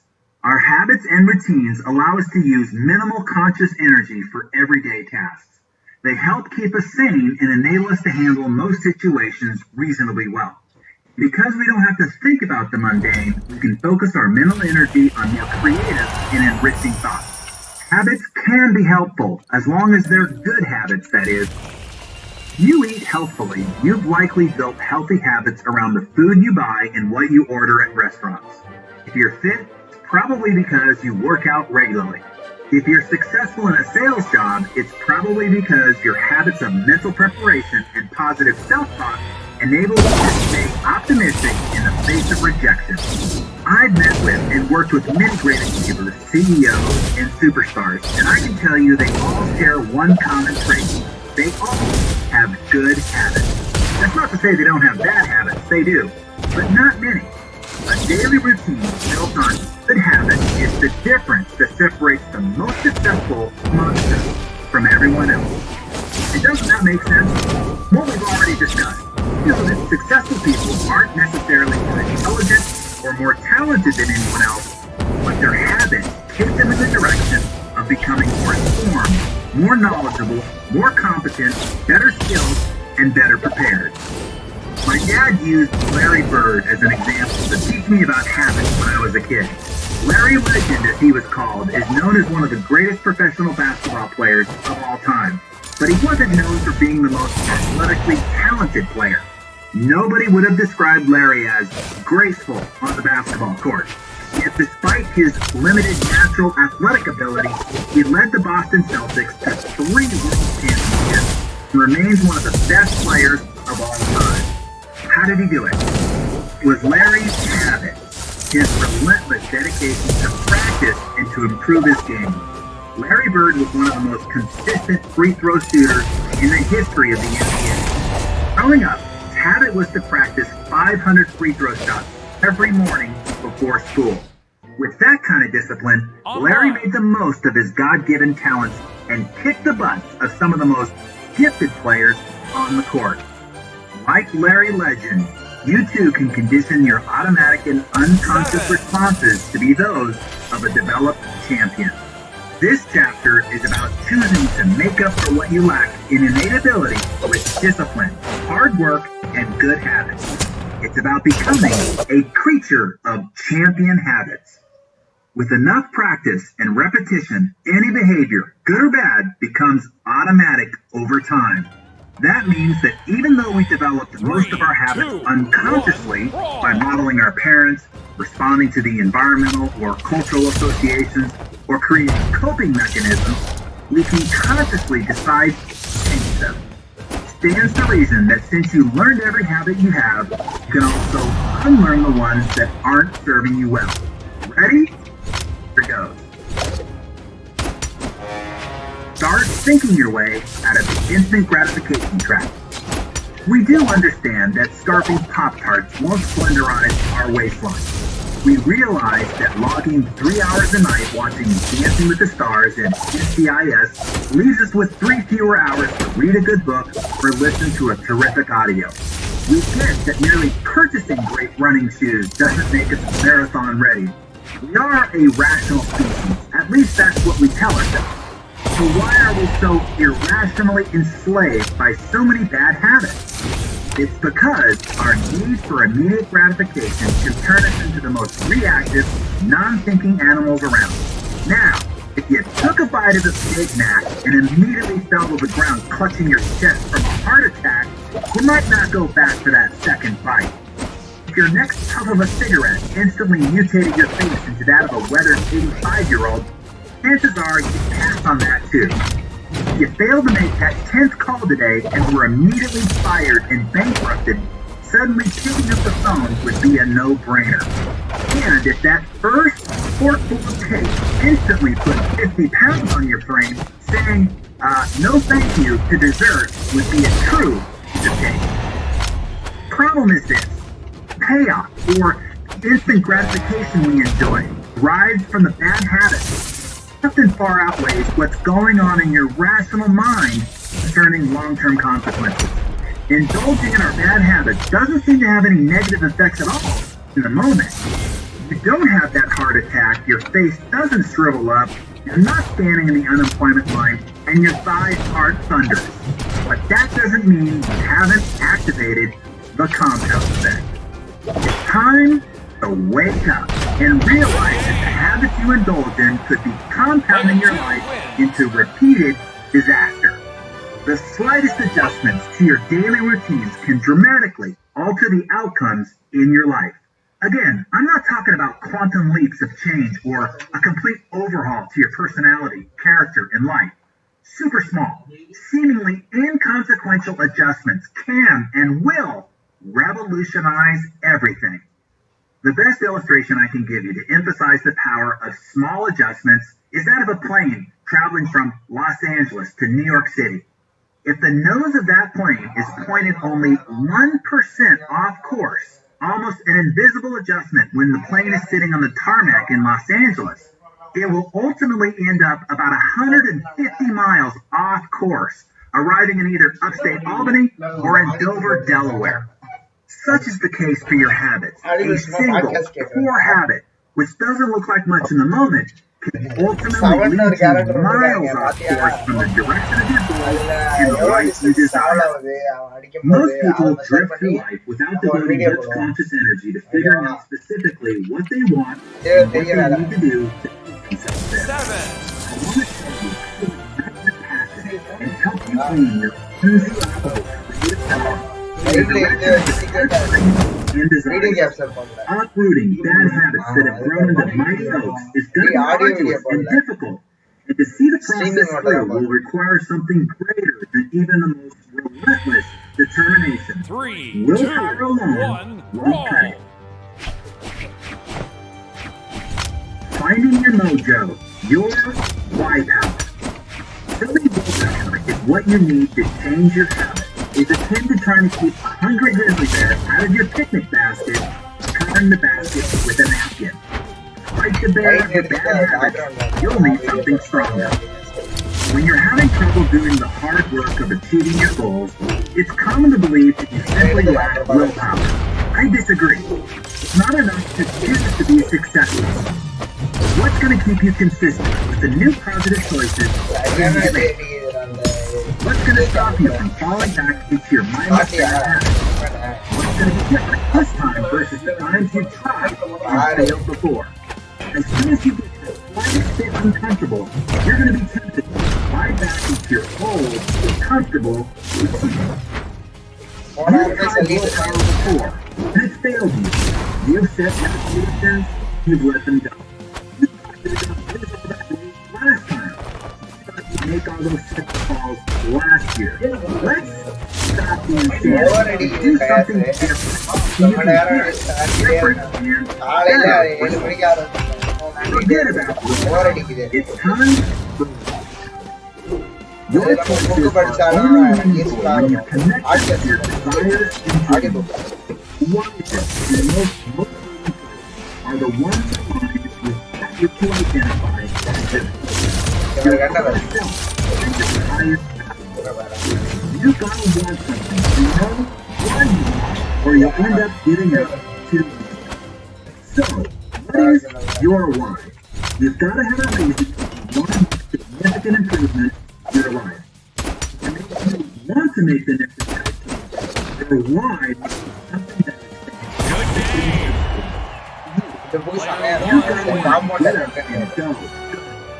நம்ம ஏன் ஒரு விஷயம் பண்றோம் why So why what are is you that doing that this moves you the game most? why are you doing this Identifying your why thing in is your life critical. அப்படிங்கிறது இப்போ What start motivates ஆகிடுச்சு you is the அதே ignition to மாதிரி your passion, நம்ம the நெகட்டிவா source for your பார்க்கும்போது enthusiasm, and the fuel ஃபுல்லும் of your நெகட்டிவா persistence. பார்த்துடுறோம் பாசிட்டிவா This is பார்க்கறது so important. அதே And I சமயம் meant to பாசிட்டிவா focus on my பார்க்கும்போது first நெகட்டிவ்னு book, ஒண்ணு இல்லவே Designing Your இல்லைங்கிற மாதிரி Best Year நினைச்சுக்கிறோம் Ever, நெகட்டிவ்ல a million proven கணக்குல formula இருக்காங்க for achieving ஸோ big ரெண்டு goals. சைடும் பார்த்தாதான் You நம்மளால must பேலன்ஸ்டா ஸ்டேபிளா know your சென்டர்ல போக why. முடியும் அப்படின்ட்டு அப்புறம் காம்பவுண்ட் எஃபெக்ட்ல வந்து இப்ப Why? நீ வந்து Everything இப்ப is game possible. விளையாடுறல The power of அதுக்கப்புறம் your இப்ப why is what நீ ஒரு gets you ஃபீ to சின்னதா sit through the போடுறேன்னா grueling, போட்டு mundane, கத்துக்கிறேன்னா and one day laborious. உனக்கு வந்து யூஸ்ஃபுல்லா All of the இருக்கும்ல hows will be சின்ன சின்ன meaningless விஷயம் until your whys அதெல்லாம் are காம்பவுண்ட் ஆகி powerful enough. கடைசியா வந்து ஒரு Until பெரிய you ஒரு set your எஃபெக்ட் ஆகுது desire இருக்கும்ல and அதான் motivation compound in place, you'll abandon any new path you seek to better your life. If your why power, your desire, isn't great enough, the fortitude of your commitment isn't இப்போ powerful போட்டுதான் enough, இருக்கேன் you'll end up like every other person who makes a New Year's resolution and gives up too quickly and reverts back to sleepwalking through their poor choices. Let me give you an analogy to help bring this home. If I were to put a 10-inch wide, 30-foot long plank on the முதல்ல ground and capture say, போட if முடியாது you walk the length of this plank, I'll give you $20. Would you do it? Of course you would. It's an easy $20. But what if I took that same plank and made a rooftop bridge between two 100-story buildings? That same $20 for walking the 30-foot plank no longer looks desirable or even possible, does it? You probably would say, not in your life. However, if your child was on the opposite building and that building was on fire, would you walk the length of that plank to save them? Slow பண்றது Without question, and almost immediately, you'd do it, $20 or not. So why is it the first? Game ஒன்னு எடுத்துனா speak பண்றது தெரியல வரமாட்டேங்குது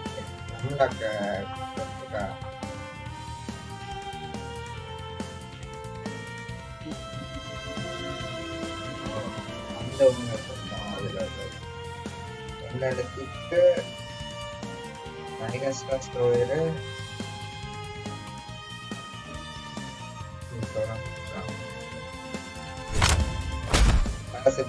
எவ்வளவு distance travel ஆகுறாங்கிறது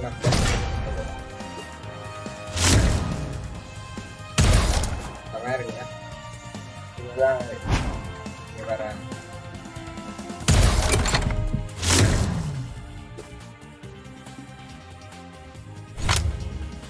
வீடியோவா எடுத்துப்பட்ட சமயம் இருக்குல்ல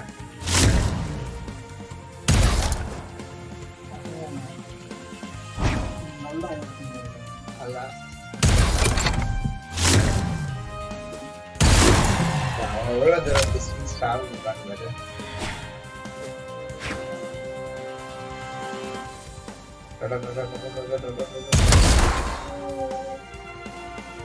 இந்த டிஸ்டன்ஸ் ட்ராவல் அதை மெஷர் பண்ணி நம்ம சொல்லணும் சொன்னோம்னா அதுக்கான ரீச் ஒரு 1K வச்சு பண்ணுறது அவனை இன்னைக்கு சொல்லுவேன் அதில் தான் டார்கெட் இருக்கு விளையாடும் ஒரு 1 o'clock to 3 o'clock அந்த வீடியோ இருக்கு நானும் வரேன் கொஞ்சம் கொஞ்சம் போடுவேன் ஒரு 2 to 4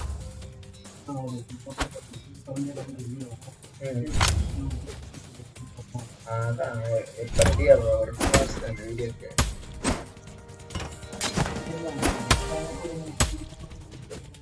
நீ 3 மணினா 3 மணிக்கு யாராச்சும் உன்னோட பாய் ஃப்ரெண்ட்ஸ் கூட்டிட்டு போயிடுறாங்க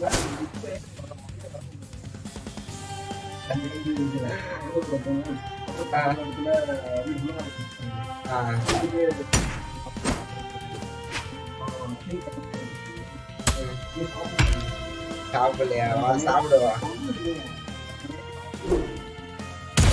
சாப்பிட்டு வந்துட்டியா?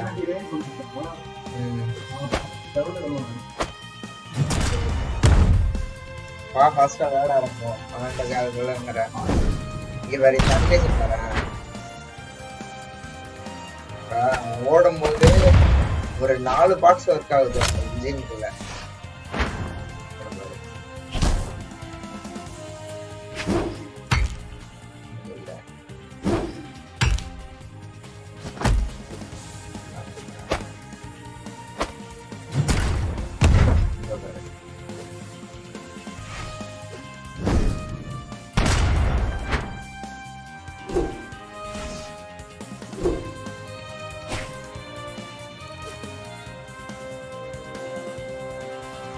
காபு மாதிரி அதுக்கப்புறம் ஃபயர் இருந்தது. இதெல்லாம் நல்லா சொன்னாங்க ஒரே சுற்றுங்க தனியே நம்ம எடுத்து போடலாம்.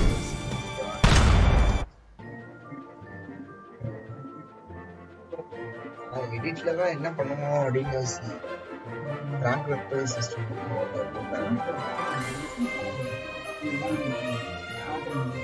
Online. அது போட்டுக்கலாம்.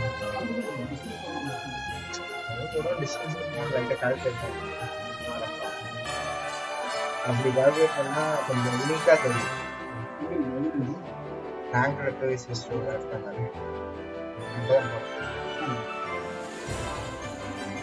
அந்த கேரக்டர் வச்சா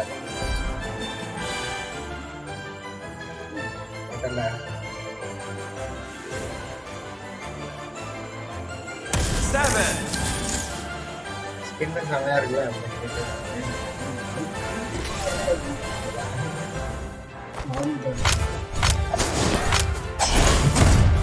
இவன் எதுல ஒரு கேரக்டர்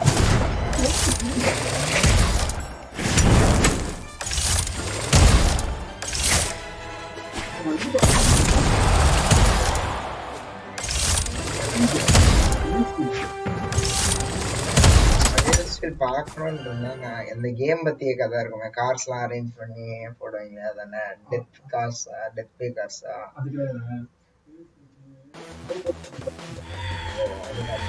3, 2, 1, brawl.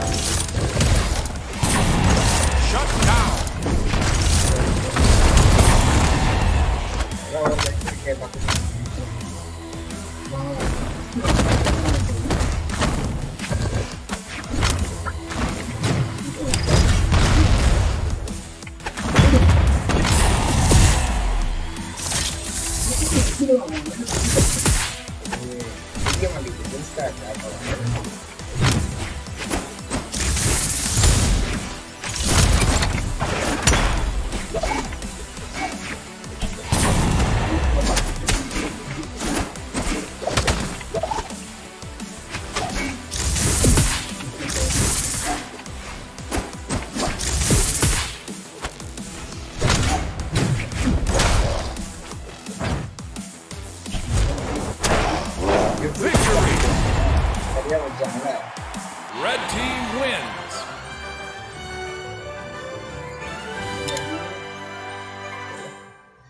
பிளம் கேக் சாப்பிடுறியா? ஆடா சாப்பிடுறேன். விளாண்டிட்டு நீ அப்பதான் புதுசுட்டிக்கா சாப்பிடுவேன். வா கேக் சும்மா பிளம் கேக் கொஞ்சோண்டு ஆர்டர் போடுவா சாப்பிடுறதுக்கு. பிளம் கேக் 200 ரூபாய்க்கு. இல்ல போன் அடிச்சா வீட்டுக்கு வந்துரும். எனக்கு ஆள் இருக்கு. எனக்கு ஆள் வேணாம் வேணாம் வேணாம். நான் போன் அடிச்சா ஆள் வரும் வாங்கிட்டு வந்துடும். வேணாம் நான் வாங்கிக்கிறேன்னா விட்டுருப்பா. காசு மட்டும் கொடு. 7.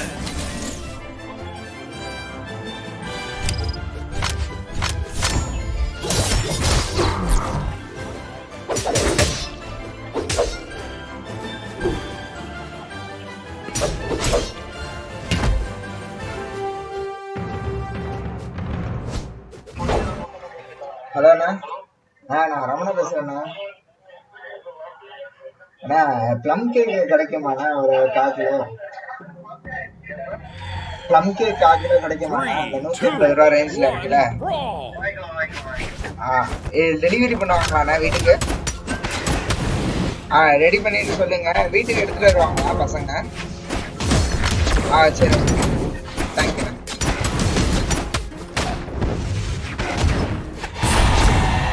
வீட்டுக்கு வந்து அதான் அங்க விட்டுதான்ப்பா. ரெடி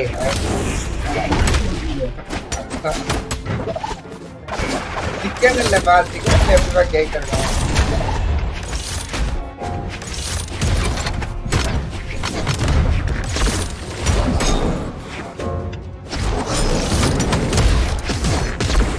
போட்டிருக்காங்க.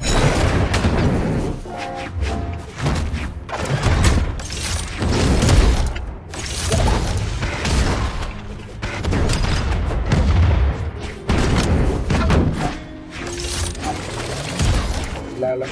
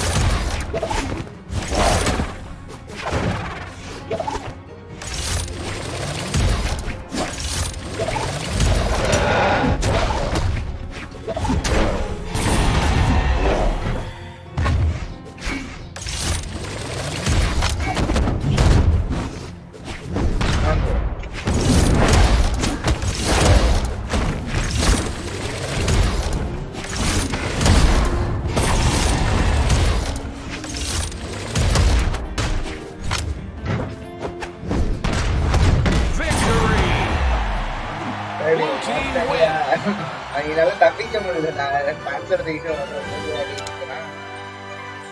ரீமேட்ச் கேட்டாங்களா அவங்க மரப்படியா இவனை வச்சு 7 வச்சு நல்லா இருக்கான். நாங்க ரேஞ்ச் வரையா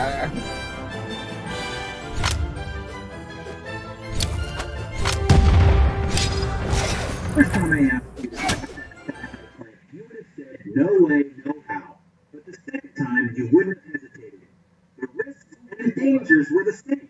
What changed? What changed was the why. 3, Your 2, reason 1, brawl!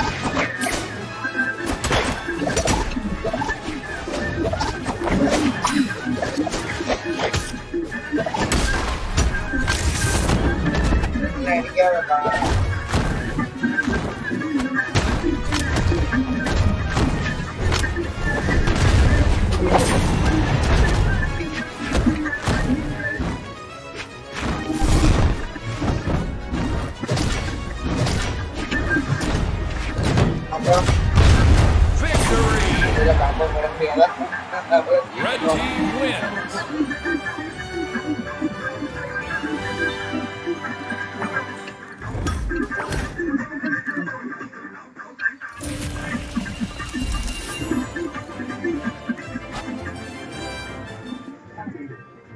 என்ன வாங்குவோம் ரேங்க் கையெழுத்து 600 தான் இருக்கு. இதுல ரேங்க் வாங்குவா இல்ல இதுவே நல்லா இருக்குல்ல, இதுக்கு தேவையில்ல சின்ன தேவையில்ல. நீ இதை ஏதாச்சும் வாங்க பயாசு நெக்ஸ்ட் வந்துருக்கோம் இந்த மாதிரி ஏதாச்சும்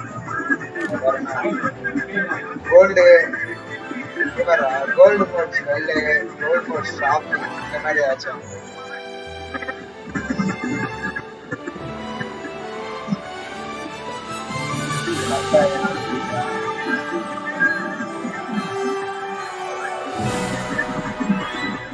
கோல்டு மோட் ஷாப்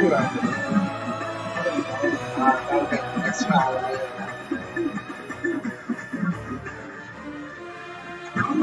இதை இப்போ கோடியம் மாத்திராண்டே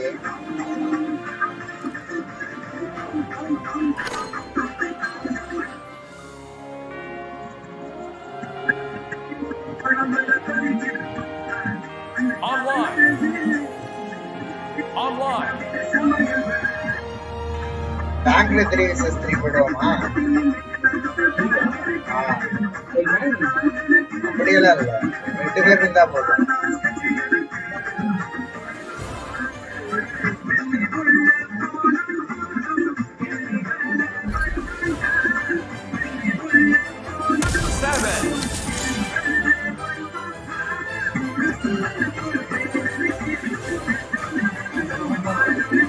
இன்னொரு ஆள்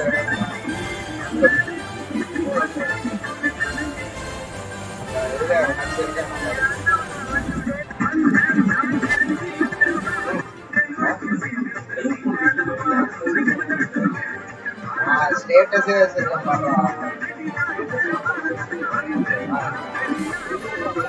ஓ லைவ் மெசேஜா? அது எனக்கு ஆட்டோமேட்டிக்கா வந்துடும். இதுல லைவ் மெசேஜ் வந்து வர மாதிரி வச்சிருக்கேன். மெசேஜ் போட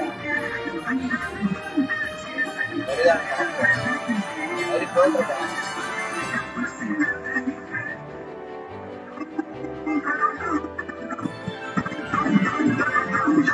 ஃப்ரெண்ட்லேயே காட்டுங்க பார்ப்போம். அப்போ ஸ்ரீனிவாஸ்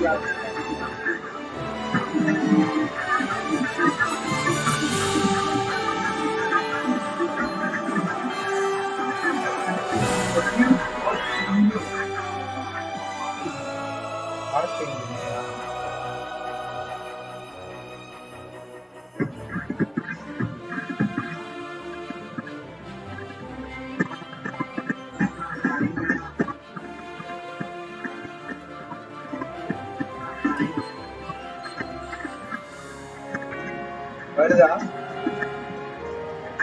வைஃபைலே கனெக்ட் பண்ணா இப்பதான்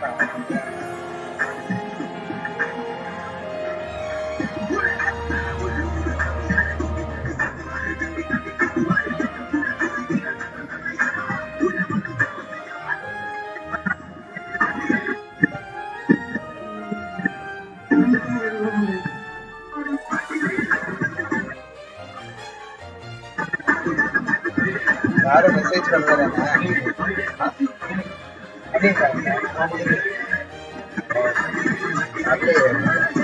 ஆனா இந்த நேரம் இதுல வந்து டிஸ்பிளே சாட் பாக்ஸ் இருக்குல்ல போட்டிருக்கேன்.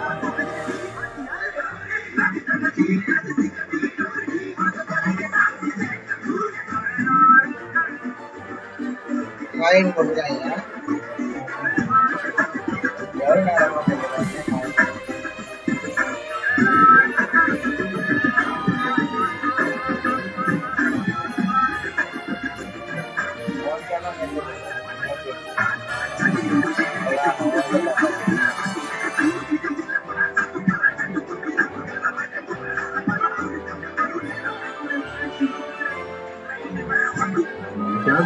நடந்து போவோம் பண்ணிட்டு இருக்கோம். இதுதான் நம்ம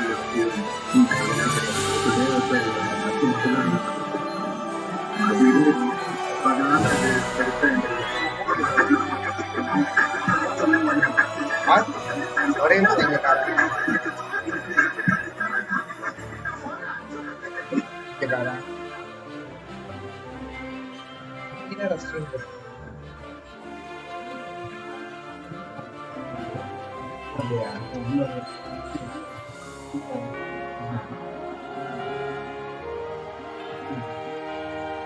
இதுல ட்ரூ பேட்டில் பேரை கேட்க கேட்டு பாரு. 7.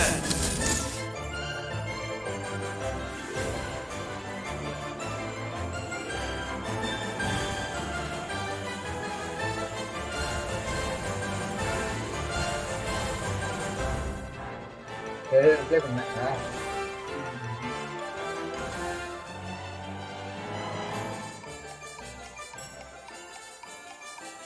பரவாயில்ல, சப்ஸ்கிரைபர் வந்துருக்கு. தம்ப்நெயில் பாத்தியா?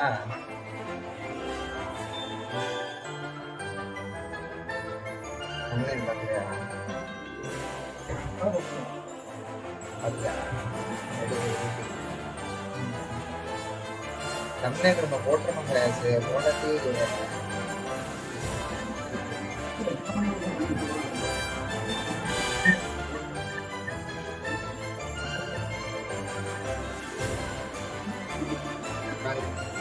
போடவே இல்லை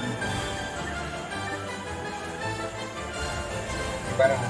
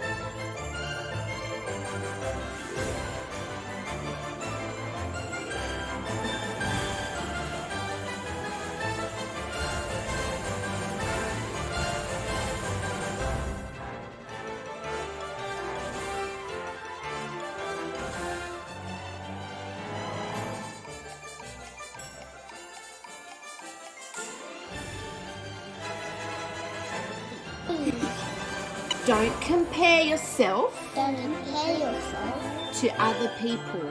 to other people. You are only on this planet You are only on this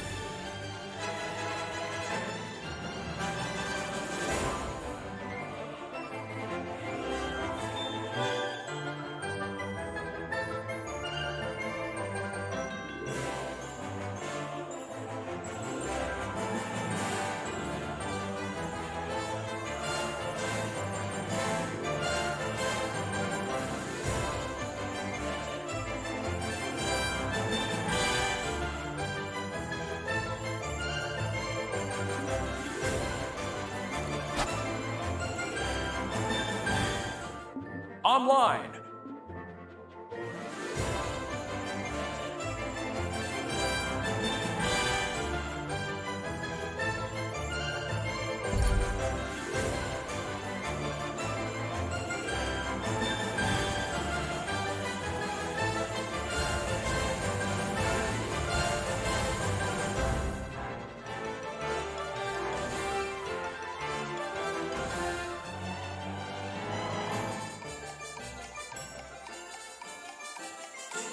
Seven.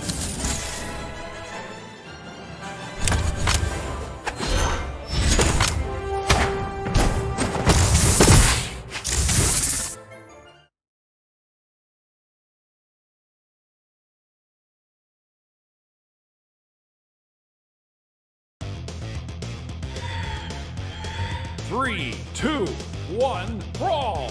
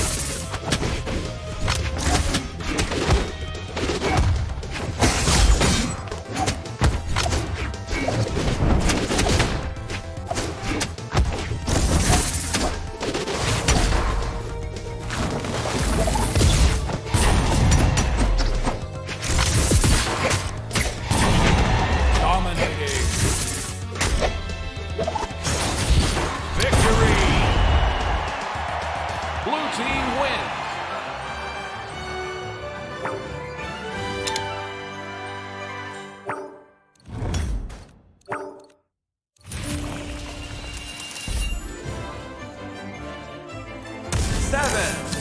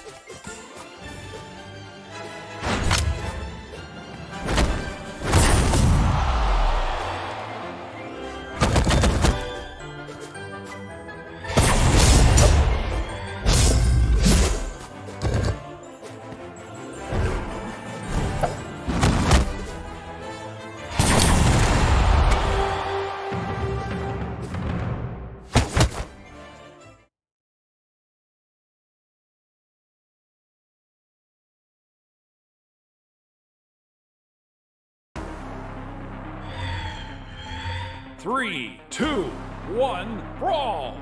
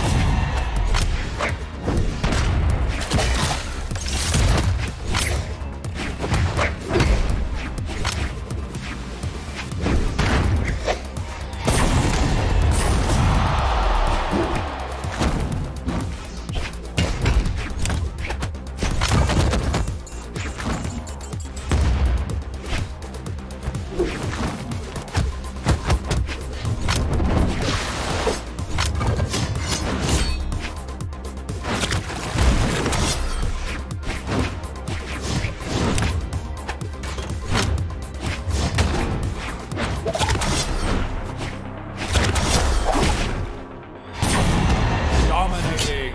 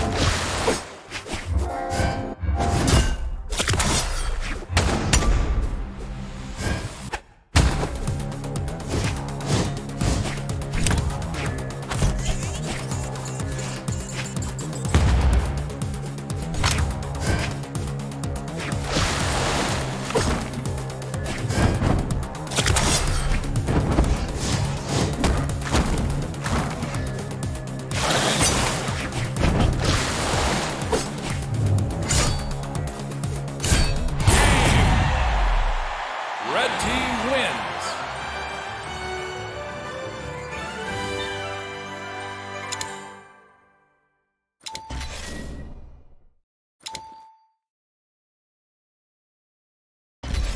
Rematch!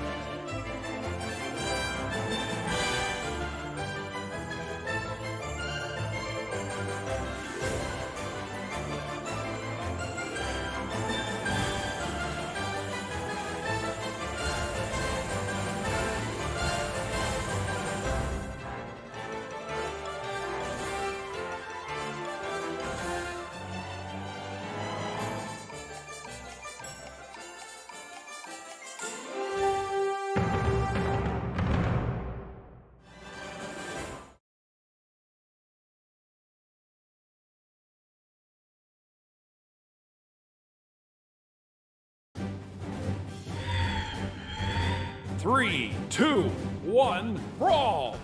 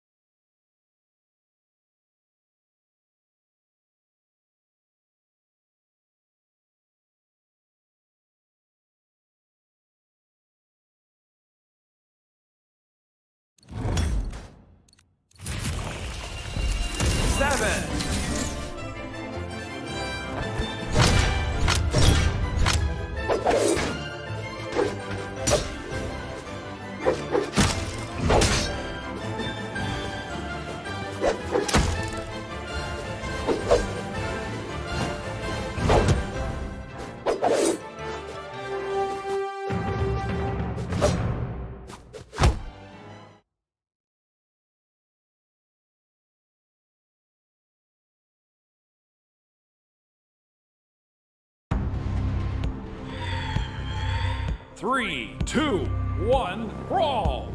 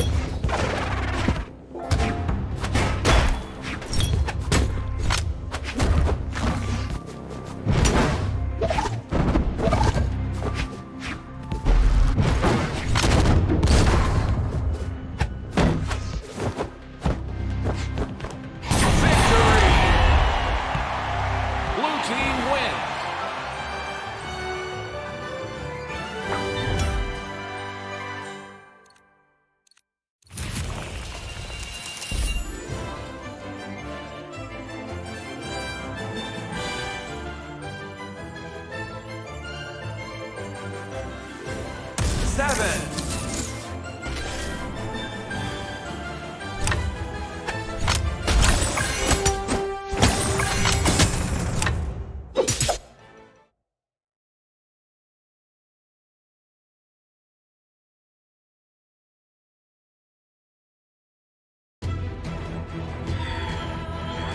Three, two, one, brawl!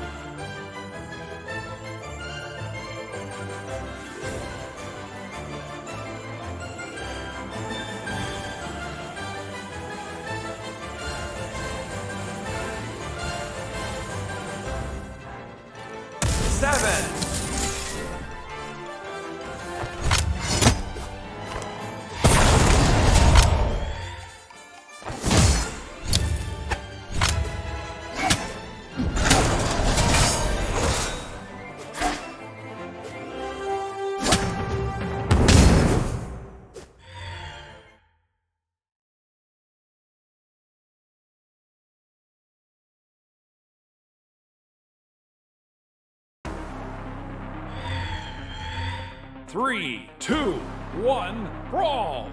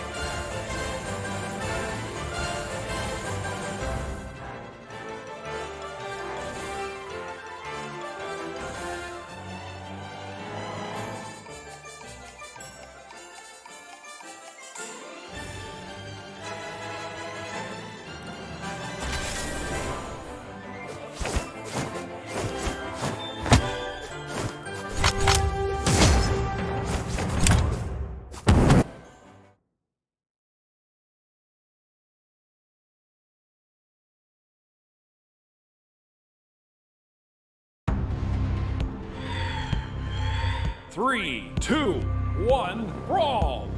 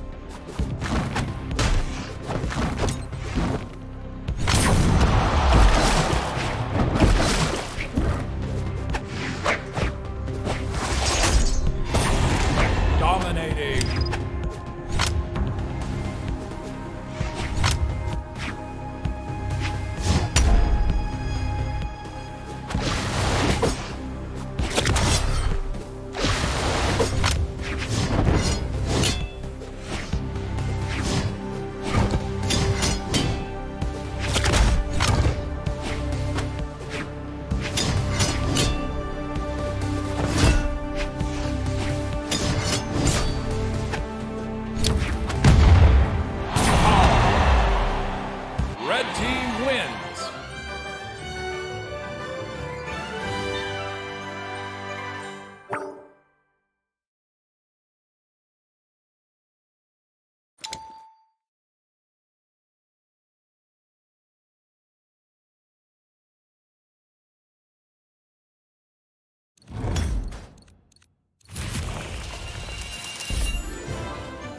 Seven.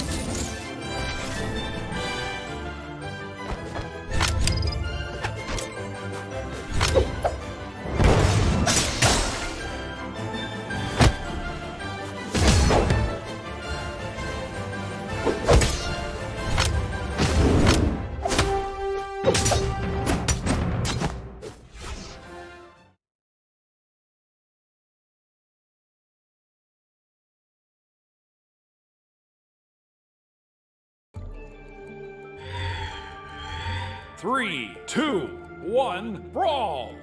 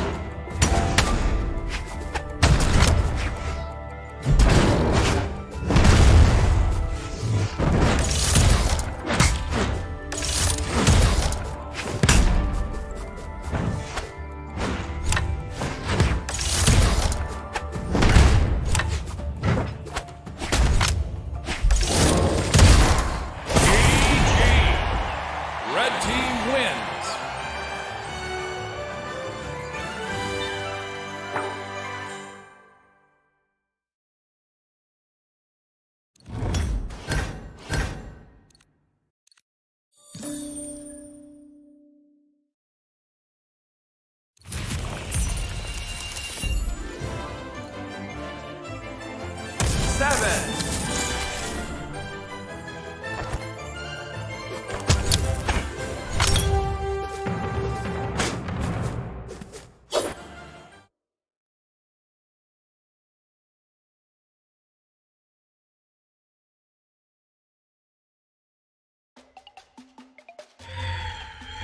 Three, two, one, brawl!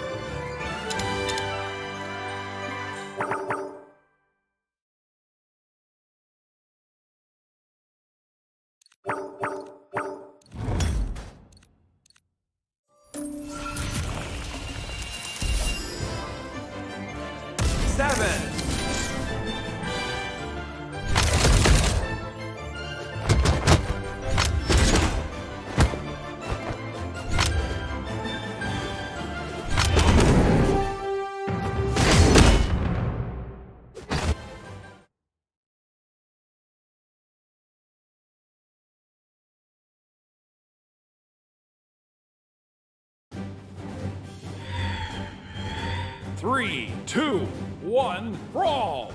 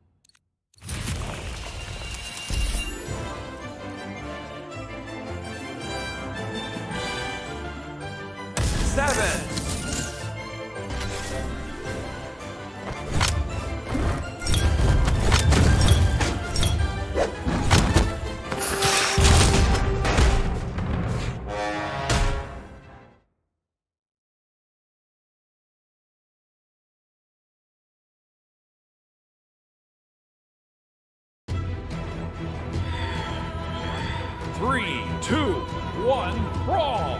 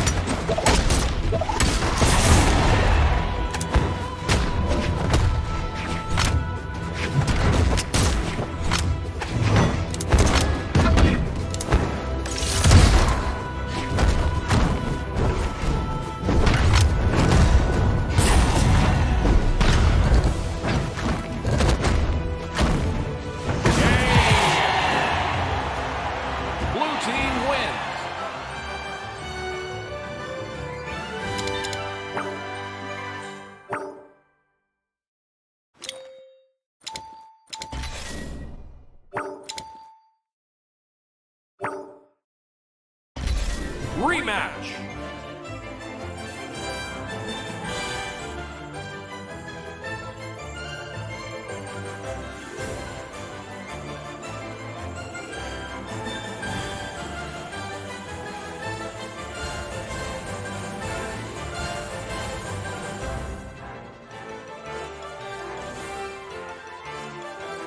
Seven!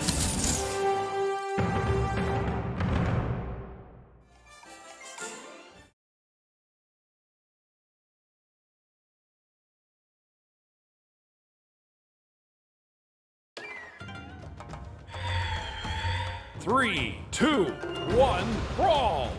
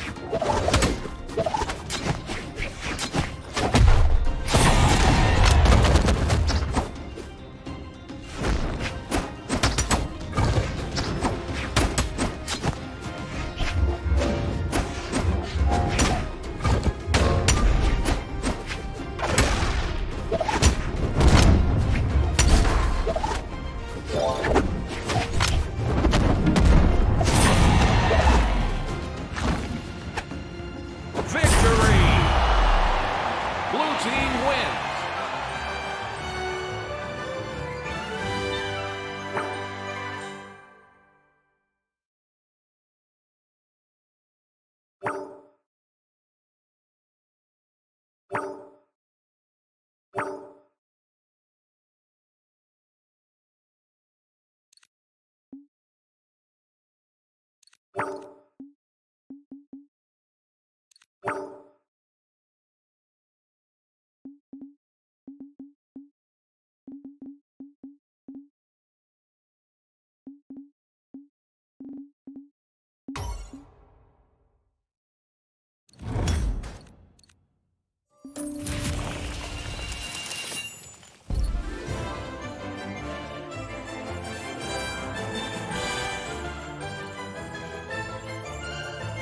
Seven.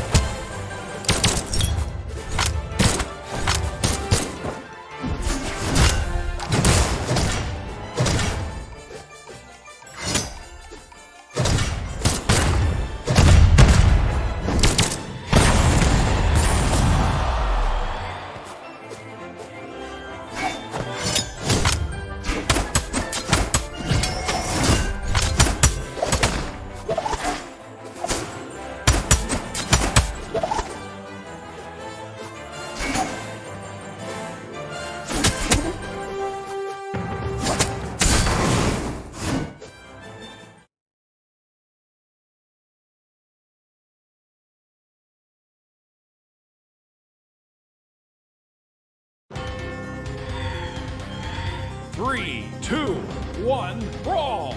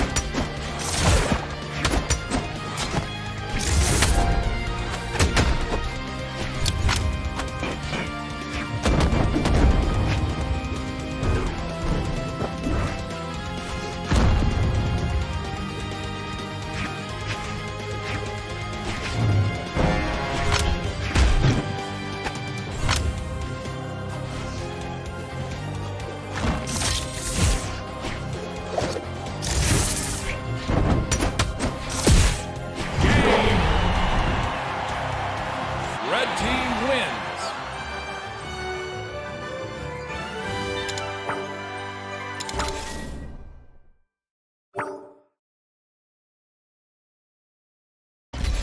Rematch.